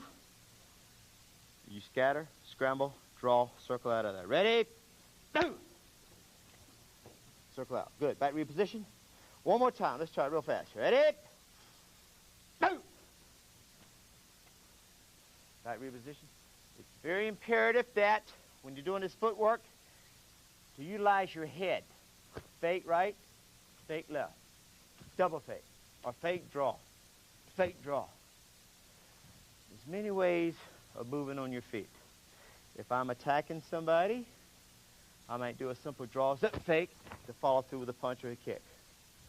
Or I may use a spring step or a stepping motion, shuffle step, okay, a drag step, slide step, scatter step. There's many different types of steps that you can use in either defending yourself against somebody or actually setting them up for an attack. Now, before we get into the application part of these footwork drills, let's do one little relationship drill, which is very good to help you learn to deal with adjusting to your opponent's distance, adjusting to his alignment, and adjusting to his change in direction. Now, gentlemen, I want one of you over here, 3 o'clock, one of you over here at 9 o'clock. Let's go. 7 feet across, back up just a touch. Separate your feet side by side, hands up in front of your chest. Watch this drill so you can work on your footwork at home. Now, a lot of people believe in doing road work. I think that road work nonsense came from watching boxers. You look at most boxers, they got little bitty skinny 2-feet legs. They probably can't kick that well because their legs are skinny. They can't explode off the firing line. But if you do a drill like this, this is a lot better than going out and doing distance running. If you have to run, I recommend sprints, or I recommend sprints up a hill or some kind of broken field running. Like go to a simple 440 track, sprint 110 yards, jog 110, sprint 110, jog 110. And try to work up to about 2.5, 3 miles that way. Okay? And don't diddy bop around when you sprint. When you sprint, explode. And the jogging is like moving around, kind of taking a breather when you're sparring. And the sprinting is like equivalent to doing your flurries when you're actually sparring. Now, gentlemen, what I want you to do is this. I want you to lead, and I want you to follow. I'm going to call the commands out. Okay? Now, what I want you to do is this. I want you to constantly change the direction which you're moving, the speed of your movement, and the essence. And essence change will be represented by this. When I say scatter step or scramble step, that's an essence change. You got me? So you might be circling to your right, and I say scatter. You stop, you scatter. After the scatter step, you pull off to your right or you pull off to your left. Got me? Or you might be circling to your right, and I might say scramble step. As soon as I say scramble step, you stop, scramble right, left, maybe draw to your right, draw to your left, and then pull out the opposite direction which you drew. Got me? What you're trying to do is, he's leading you, John, so you must stay on his line of fire at all times. Don't let him get to your right, don't let him get to your left. And what you're doing over here, Jim, is you're trying to throw his alignment off. Exact same thing you do in competition. Now look, you're at double sparring distance here. If he can't adjust to you well at this distance, how the heck is he going to do it in a sparring context? When you got half that distance, you're in a sparring context, and you're firing punches and kicks at each other. Watch how the drill is done so you can duplicate it at home. Watch it carefully. Hands up in front of your position. Draw with your eyes a perfect circle all the way around now. A perfect circle all the way around. Stay on that clock now. All right, begin. Drift to your left, half speed. Switch. Switch. Double switch. Switch. Triple switch. Stay up with him, John. Speed it up. Speed it up. Switch. Speed it up, John. Speed it up. Switch. Switch. Double switch. Switch. Scramble step. Switch. Scatter scramble. Speed it up. Slow it down. Now you're on your own this time, Jim. You're on your own. Don't let him know which way you're moving. Don't let him know when you're going to execute a changeup. Try to stay with him, John. Keep that distance. When he goes into an essence change, you just hold your ground, see which way he's going to pull out. Use that head more, Jim, when you do the scramble step or the scatter step. Use that head. Fake, fake, fake. There you go. That head movement's what throws your opponent off. Study your opponent now. See what throws him off. Does a change of direction throw him off? Does a change up the speed throw him off? Does a change up the essence throws him off? Didn't you know how to set him up? All right, pause. Pause. Reposition. Now, if you try this real fast at home, you find it wears you down, especially if you let it go for about 5 minutes. Then you take a break, and the opposite side leads you around. This helps you to learn how to relate to an opponent. Basically the same things you're going to execute with your footwork a baseball pitcher does with a pitch. He's going to change the speed of that pitch. He's going to change the essence of that pitch, or he's going to change the direction which that pitch is traveling. The exact same things you must do with your punches, or you must do with your kicks. And as you're executing against your opponent, look at your opponent. See where his weakness lies. Study him. Know what to look for so you know how to, in turn, set him up. And again, we'll pick up more of this on the seminar on call setups. But again, it's hard to set someone up without the use of adequate footwork. Okay, what I want you to do now is we're going to work on a couple of blitzes. We're getting into the practical application of the footwork now. Then I'm going to show you how to adjust to someone blitzing at you, because if you can learn to adjust to an aggressive fighter, and if you can learn how to adjust to someone who's fast off the firing line, you can handle these 95% of the people out there in competition. Okay? Now, let's grab our hand pads and begin by working on a couple blitzes, please. All right, square off facing this direction. The first blitz is a little simple one. Let me do it straight ahead first, and let me do it on the profile so you got an idea of what I'm after. First blitz, the footwork here is called, okay, a simple switch step. Watch my hand movements. I'm going to lean forward. First punch goes upstairs. As the feet slide together, look at my knees. My knees are pointing off at an angle. Both feet are side by side. The palm is up. My rear palm is up. This hand comes underneath. It's going downstairs. Step back out with the front leg again as I score back upstairs. So very simply, watch me on a profile here. I'm going upstairs. Make sure when you squeeze the trigger here on the initial move, especially your black belts, I want the weapon, which is my fist, to move before the body.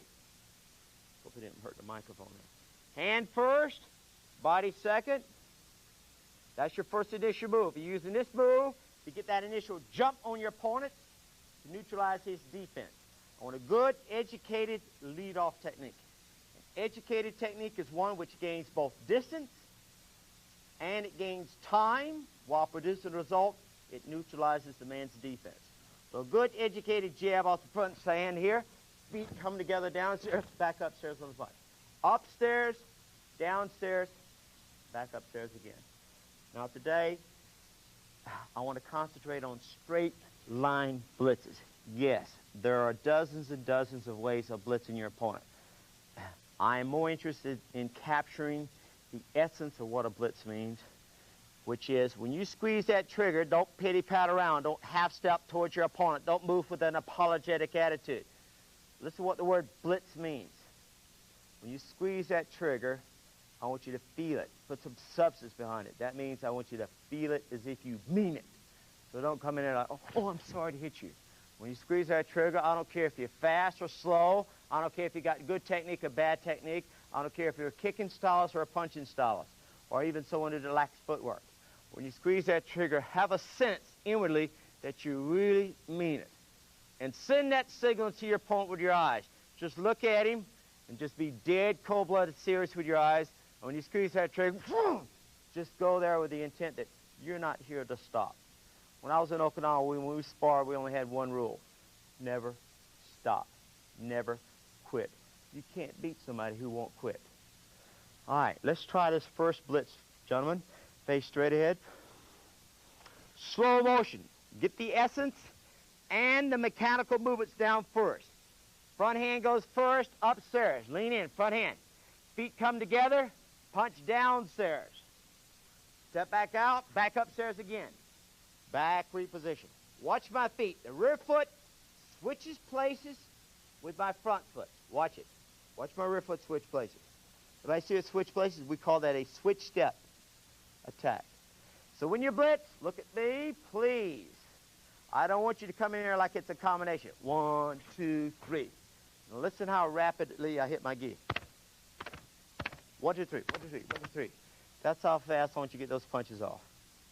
Almost before you complete that step, I want 3 punches unloaded. Now watch how rapidly I execute. All right, watch it. Real explosively. Watch it one more time. Watch how fast. Almost before that hand reaches his stomach, the next hand is already in. Watch it. Real fast. Let's try it fast once, gentlemen. Position. Now think. What's the most important move on the blitz? That's your initial move. Let's see how fast you squeeze the trigger. So when you squeeze that trigger on that front hand right in his face. Ready? Back reposition. Forward, slide up, switch places now. Let's try it again. Ready? Good. See how John was a little off balance. That's perfect on a blitz. If you're executing well on the blitz, I don't want you to reach, overextend yourself. But if you really drive behind that blitz, look at my foot, take your rear toe, dig that big toe in on the ground, push off that big toe, get a good knee bend. When your legs are straight, like a lot of styles spar, like this, it's impossible to bridge that gap quicker. Let's try it again. Position. Blitz in there real fast. Lead hand's the most important movement. Ready? Hey! Good. Now let's try a separate blitz. Jim, face me, please. Now the first blitz looked like this. Front hand's in the face. Rear hand's coming downstairs. Notice my palm is pointing up as the feet come together. Next hand comes back up on the back fist upstairs. Now watch the next blitz. Slow motion. We'll lead with the front hand again. Front hand going out. Feet coming together. My rear hand comes together. Both punches, first 2 punches, upstairs at the head. Third punch coming downstairs at the solar plexus. Switch places, Jim. Watch it from the opposite side. Slow motion once. Position. Lead. Front hand. 2 feet come together. If I'm going upstairs again, stepping right through 1 punch, second punch is coming back downstairs. Now this third punch is the one I like. Look at my third punch here, please. The palm is up. It runs parallel to the ground all the way to the target. And I'm hitting about 4 to 6 inches up in front of this forearm here. Aiming it at the solar plexus. No muscle tissue, no bone structure there to stop the power of that punch. Now watch. Watch this one more time. This time it's fast. Hold your ground. I'm taking 1 step. Watch my rear foot. My rear foot steps through. Just 1 simple step, pointing straight towards my opponent. Before I complete that 1 step, all 3 punches will be unloaded. That's what I mean by blitz. All right, watch it. Even before we can blink an eye, the third punch will be hitting the stomach. Watch it closer now. Boom, boom, boom. Switch your sides. Watch it from the opposite side. Now, if I hurt you, Jim, you can smile at me, okay? All right, ready? Watch it. Before I complete that step, all 3 punches will be unloaded. I don't want little punches like this. 1, 2, 3. Stick them all the way out, all the way out, all the way out. Now watch it. Blitzing. Ready? It's hard to stop a man blitzing you like that. Oh! You might be able to block the first punch. You might be able to make him slip, miss the second punch, but he's going to get you that third one. This is a good execution against a good counter kicker, someone likes a lead-off kick, basically a good kicker, or someone likes to step back, take half step back and counter punch you. or a man that likes to come up on the fire line and he kind of hesitates a little bit before he executes. All right, gentlemen, real fast. Let's try this blitzed motion here. Position. Slow motion. With me. Lean upstairs. Make sure the fist goes before you lean. Back reposition. Watch it again. Fist moves before you lean the body. Don't lean and then punch. Hand first. Weapon first. Now let's try it again. Weapon first. Straight up in front of your face. Feet start to come together. Both knees pointing straight ahead. Second punch. Going straight out in front of your face.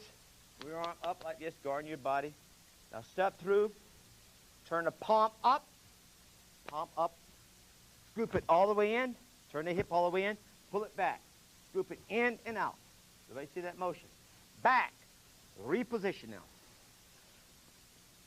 Set. Slow motion. Now this time all the way through, gentlemen. This is the benefit of using a video camera at home or your tape deck. You miss something, you play it back and you see it again. Because a lot of times I'm not going to say something because I'll take it for granted your eyes can pick it up visually. Okay? Now when you do this blitz at home, sometimes you throw short blitzes for speed, sometimes you'll throw longer blitzes, cover more range just to strengthen the muscles in your legs. But please, when you blitz, make sure you don't start the blitz from too far outside. Make sure, square off against me, Jim, look. Make sure that when you blitz, your front foot is not more than 2 feet from his foot. See, I'm about 2.5 feet away. I'm too far away. So when I blitz, watch me. I'm doing little nibble steps. Everybody see a little nibble step? I'm choking up. I like to get about this close to my opponent before I actually squeeze the trigger. Okay? All right, back reposition. All right, square off. Faces straight ahead. All right, slow motion now. Let's try it now. Jim, you catch up with us in a second. Lean forward, upstairs. Follow through, back upstairs, right on in, downstairs. Back, reposition. All right, half speed all the way through. Ready? Go. 1, 2, 3. Back, reposition. Please make sure you finish that third and final punch before you complete that one step. Let's try it. Explode fast this time. Let's see how fast. Ready? Good. Back, reposition. One more time. Front hand's the one that's most important. That's the one you bridge the gap with. That's the one you get the jump on with. That's the one you surprise them with. Ready? Woo! Okay. Now, we've worked on those 2 blitzes. What we need now is some defensive footwork so that we can adjust to someone trying to fire the blitz back against us. All right, now, we're about 2 drills from actually putting this into a sparring context as we wrap down the end of this particular series. So pay close attention now so you don't miss anything. If someone were exploding against me, gentlemen, come forward, please, reposition. Let's say someone's getting ready to blitz us. What I want you to work is this type of defensive footwork. Watch it. Take your rear foot, move it back about 4 to 8 inches. Front foot comes back, switches places. Switch again. Back reposition. Let's try it again a little faster. Ready? Good defensive posture. All right, 1, 2, 3, 2, 3. Now hold it. When we get back to this point, what I want us to do is, most styles, when they work on attacking, always attack on a straight line. So if you do a quick change-up, go quickly to your left and quickly off to your right, they can't adjust fast enough to you. So now watch what we're going to do. We'll get back here.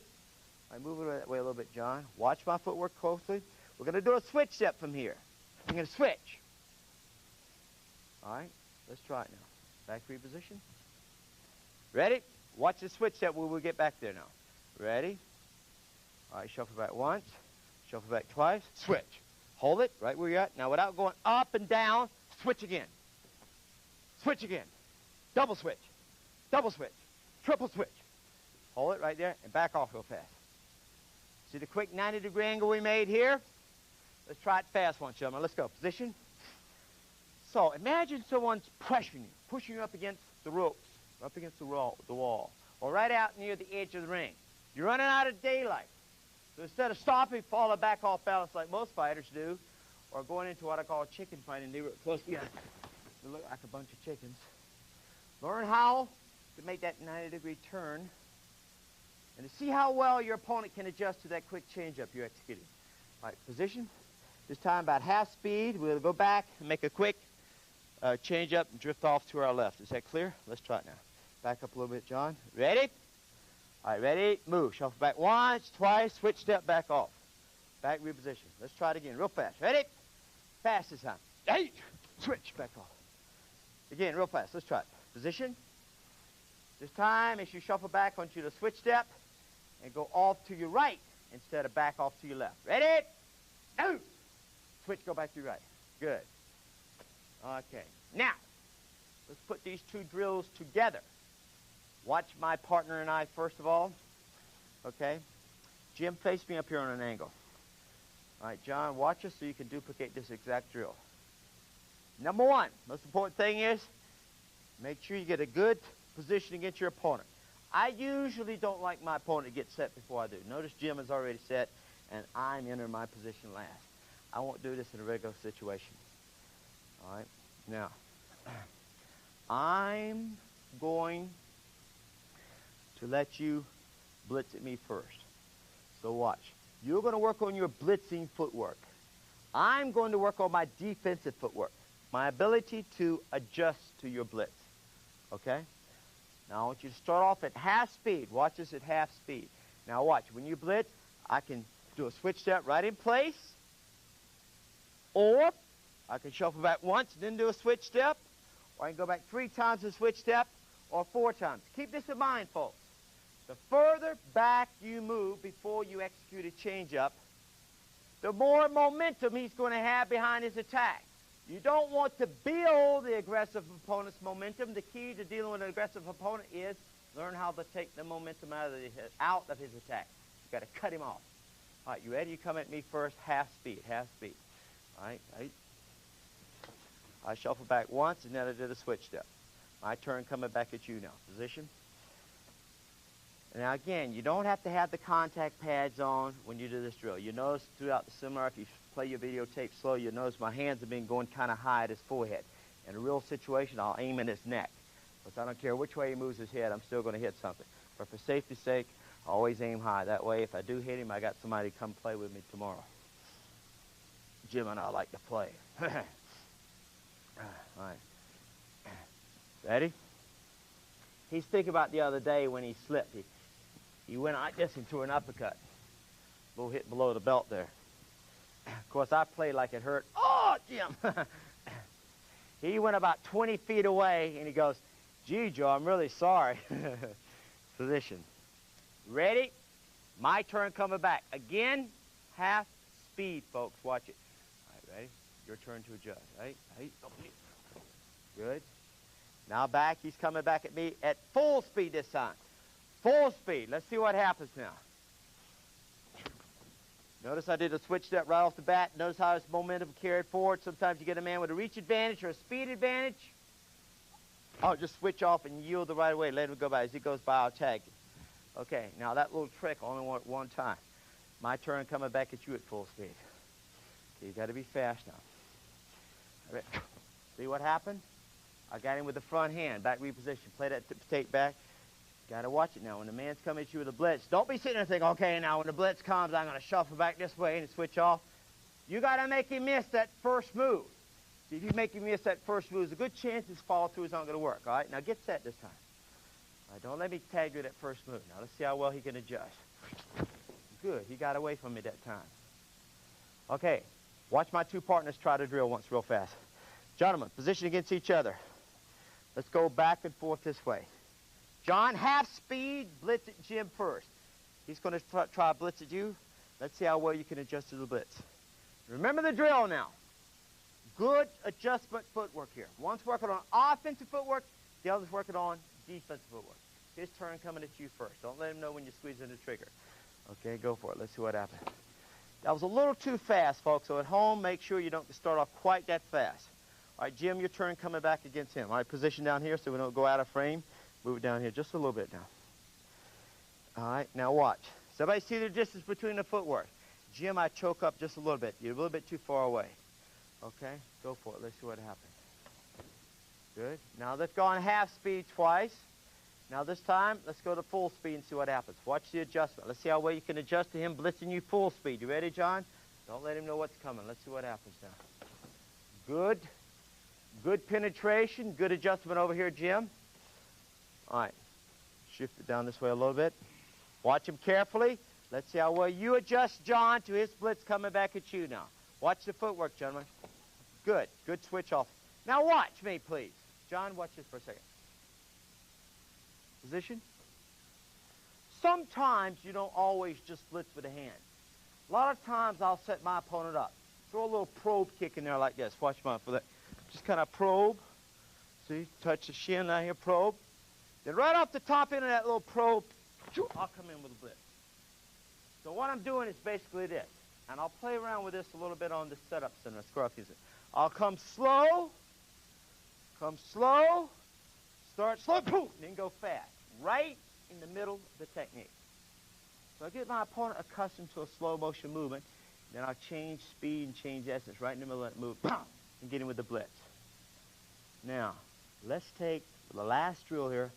Let's take all these footwork drills we've been working on today, the lateral motion, the vertical motion, the circular motion, the combination, the defensive adjustment step, and put it together in a little drill which I call chase and entrap. I want one of you to cruise around and sort of chase the other while one person is trying to move around and set a trap for your partner. Watch me do the drill, John, with Jim first. Position against me.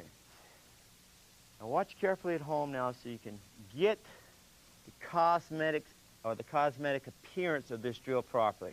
It's called chase and entrap. I'm going to set the trap for you. So this is my entrapment strategy. Basically, this is what I mean by entrapment. Come here, Jim. Come here. Boom! That makes what I mean? Just tell the guy, come over here. So he walks over like that. Hey, boom, set it. You're setting a trap for him. Basically, you're going ahead and saying, hey, it's safe. Come on over here. I'm not going to hurt you. Come on over here.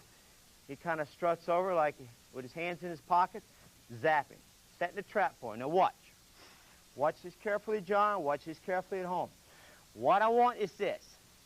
John, I want you to move around from side to side. And Jim, I want you to follow me around like this. And John, as you're leading him around like this, I want you to appear that you don't really want to fight. Now watch this, scruff. Don't look right at him. When you're afraid of something, you can't look at it. You kind of look side to side like this. Use your peripheral awareness. Now use all the footwork drills. That means stay out of his line of fire. Because against the fast man, against the aggressive opponent, that's where he wants you. He wants to catch you in this line of fire. So I'm going to use this footwork here, the circular footwork, the lateral footwork, to stay out of his line of fire. Now, as you're moving side to side, what I want you to do is draw him in. Draw him in. Draw him in. And, Jim, what I want you to do is I want you to follow him around. But I don't want you to play dumb. I want you to keep him honest. So once in a while, to keep him honest, I want you to take that lead leg, without trying to hit him, just take that lead leg and stick it out there as if you were trying to say, hey, come on in here. Come on in here. I know you're trying to set a trap. Come on in. That's what I'm saying? All right, now watch me and Jim do it first. Position against me. So, make sure at no time do you hold your ground. At no time do you look right at him. Because you're afraid of something, always give up the ground. Always give it up. Always give it away. You're always giving up ground, making it appear to him like you're afraid, like you want to run home to mommy. And then all of a sudden, right in the middle, when he's in transition, sometimes right at the end of his kick, or when he's going from one set point over to the next set point, I'm going to say, blitz! And as soon as I say blitz, let's see if you can catch him in transition with the blitz. And let's see how well you can adjust to the blitz. Watch me. All right, bounce. Okay, notice I step back right off the bat. See? Now, always give me room to breathe. Always give me daylight. Come on, stay with me, stay with me. Stay with me. See how I'm sort of moving around? See how I'm moving around side to side, staying out of his line of fire. You understand what I want? Let's try it now. Now, Jim, I want you to sort of chase him around, but don't pressure him. In other words, don't get right in his face. Always give him that daylight, room to breathe. Is that clear? Just for the sake of the drill. This is our last drill here. So watch how we now take all of these exercises and integrate them into a sparring context. We're working on a strategy here. You're using a strategy. It's called entrapment. Let's see if you can lure him into a trap and work a quick change up against him. Go from the runner, scared fighter, to the quick, aggressive fighter. And I want to see how well you naturally adjust to his changeup. You ready? I'm going to call blitz first. All right, you wait for me to call blitz. All right, draw him in now. Let's see what happens. Bow, draw him in. Hold it up. And notice you're looking at it. Back over here, reposition. Watch this carefully at home now. You came right out, you're looking at him like, your body's saying, hey, I'm scared, but your eyes are saying, come on in here, sucker, I'm waiting for you. You see what I'm saying? See the split? All right, get it together, position. When you're afraid of something, you don't look right at it, so look to the sides like that. So look to the sides like this. Got me? It's called acting, position. Draw him in, draw him in. Notice how John is staying out of his line of fire. Watch his set point. Once in a while, fire to kick out there, Jim, to keep him honest. There we go. Stay side to side, John. Keep watching the set point so you know when to blitz. Listen up, I'll tell you when to blitz. Keep going side to side, side to side, side to side, side to side, side to side. Stay out of his line of fire. Blitz! Good. Back reposition. A little hesitant on the blitz there. See, what happened was he was hesitating at the end of the kick. He fired a kick, he paused. He's right in transition from one set point, firing a kick to the next set point. It's a good time this happens. Your turn now. You ready, Jim? Watch it carefully. You're going to work on the entrapment. Draw him into the trap. Watch his set point. See if you can catch him in transition. I'll tell you when to blitz. The instant I say blitz, bah! Squeeze the trigger and really go for it. Really mean it. I don't care if it's 20 feet between you. Still go for it. Ready? Position. All right. Draw him in, Jim. Stay out of his line of fire. It's important. Stay out of his line of fire. Side to side. Utilize that footwork. Utilize that footwork. That's it. There he goes. Some head fakes once in a while. Don't look right at him, Jim. Draw him in. Pull him into you. Pull him into you. Pull him into you. Let him come to you, Jim. Don't. There you go. Let him come to you. Let him come to you. Jim, you hold your ground a little bit too much. Draw him into you. Draw him into you more. Let him come to you. See how you're walking towards him? Get ready to blitz. Now get ready to blitz. Get ready to blitz. Get ready to blitz. Blitz! Good. All right, back reposition. Last two times, I want you to do it on your command. Now, position. John, your turn to draw him in. Lure him into a trap. Blitz on your own. You ready? Now watch. There's two ways I want you to adjust to the blitz. Shuffle back and do a switch step, or take a quick half step back, put the space cushion between you and the blitzer, cut him in half with a quick counter kick. Against a pressure fighter, what you want to do is take the momentum out of his attack. One good way to take the momentum out of a man's attack is to cut him off. My favorite way of cutting a man off, half step back, put that side kick right in his gut. Funga. The best defensive technique in all fighting, I think. All right, position. All right, John, think about what you're going to do now. You're going to set him up, draw him into the trap, set the trap, change up against him, see if you can get him with the blitz. Let's see how well you can adjust when you see the blitz coming. You ready? Okay, meanwhile, move around, put a little pressure on him, keep him honest with that lead leg. Got me? You understand what I mean by keeping him honest? Keep him off balance to that front leg. You ready? Draw him in. Let's see what happens. Pull him in, John. Stay out of his line of fire. Stay out of his line of fire. Keep going side to side.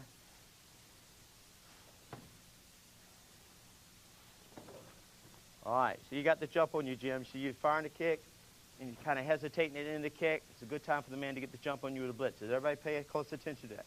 Just play your videotape back and watch what I'm talking about. Remember what we went over at the beginning of the seminar. In order to execute any strategy against your opponent, something has to do with controlling the set point. To execute that good, effective blitz, you got to know what to look for so you know how to time, squeeze in the trigger to execute that blitz. And I don't want to catch myself attacking somebody when they're sitting there set, ready, waiting for me. Got me? So what I'm going to do is catch them in transition, see if I can squeeze that trigger and nail it. Okay, whose turn is it? You're going to try to get him with the blitz. You ready?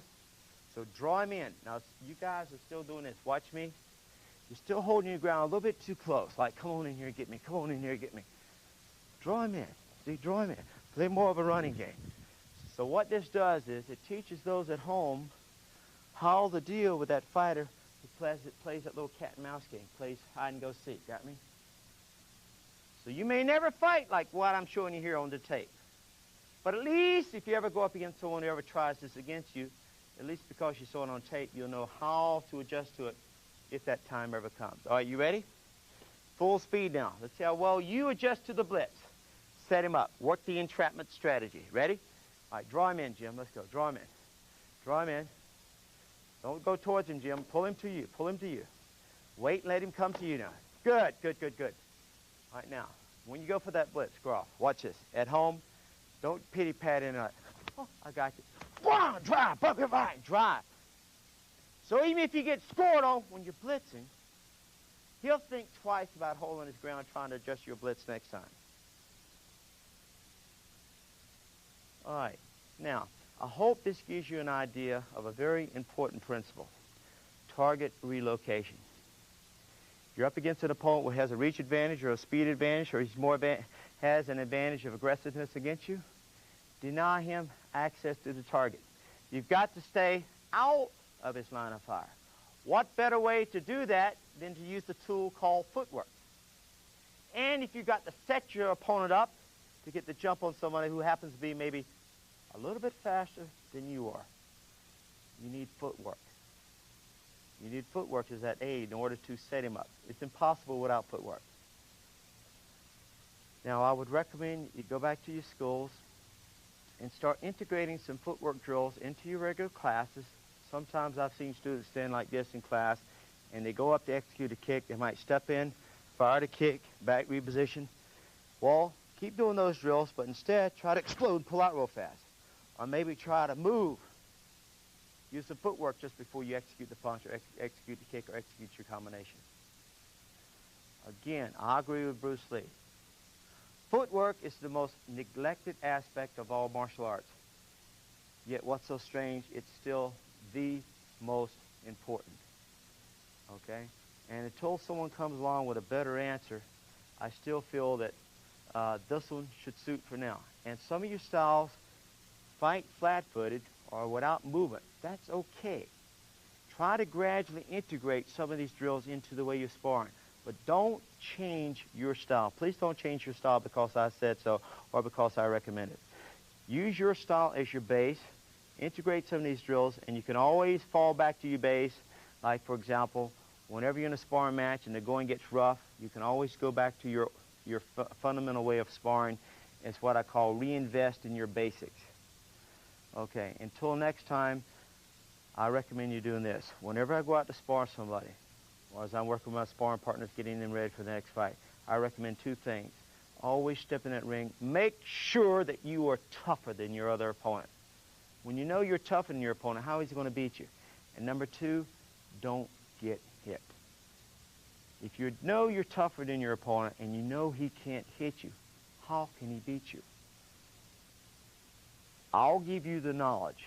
You just make sure that you give me the courage, or give yourself the courage to will the power to execute. And that's all you need to reach the top. And it's kind of fun being up there. I hope you enjoy this tape and tune in on our next series. Thank you very much. It was a pleasure working with you.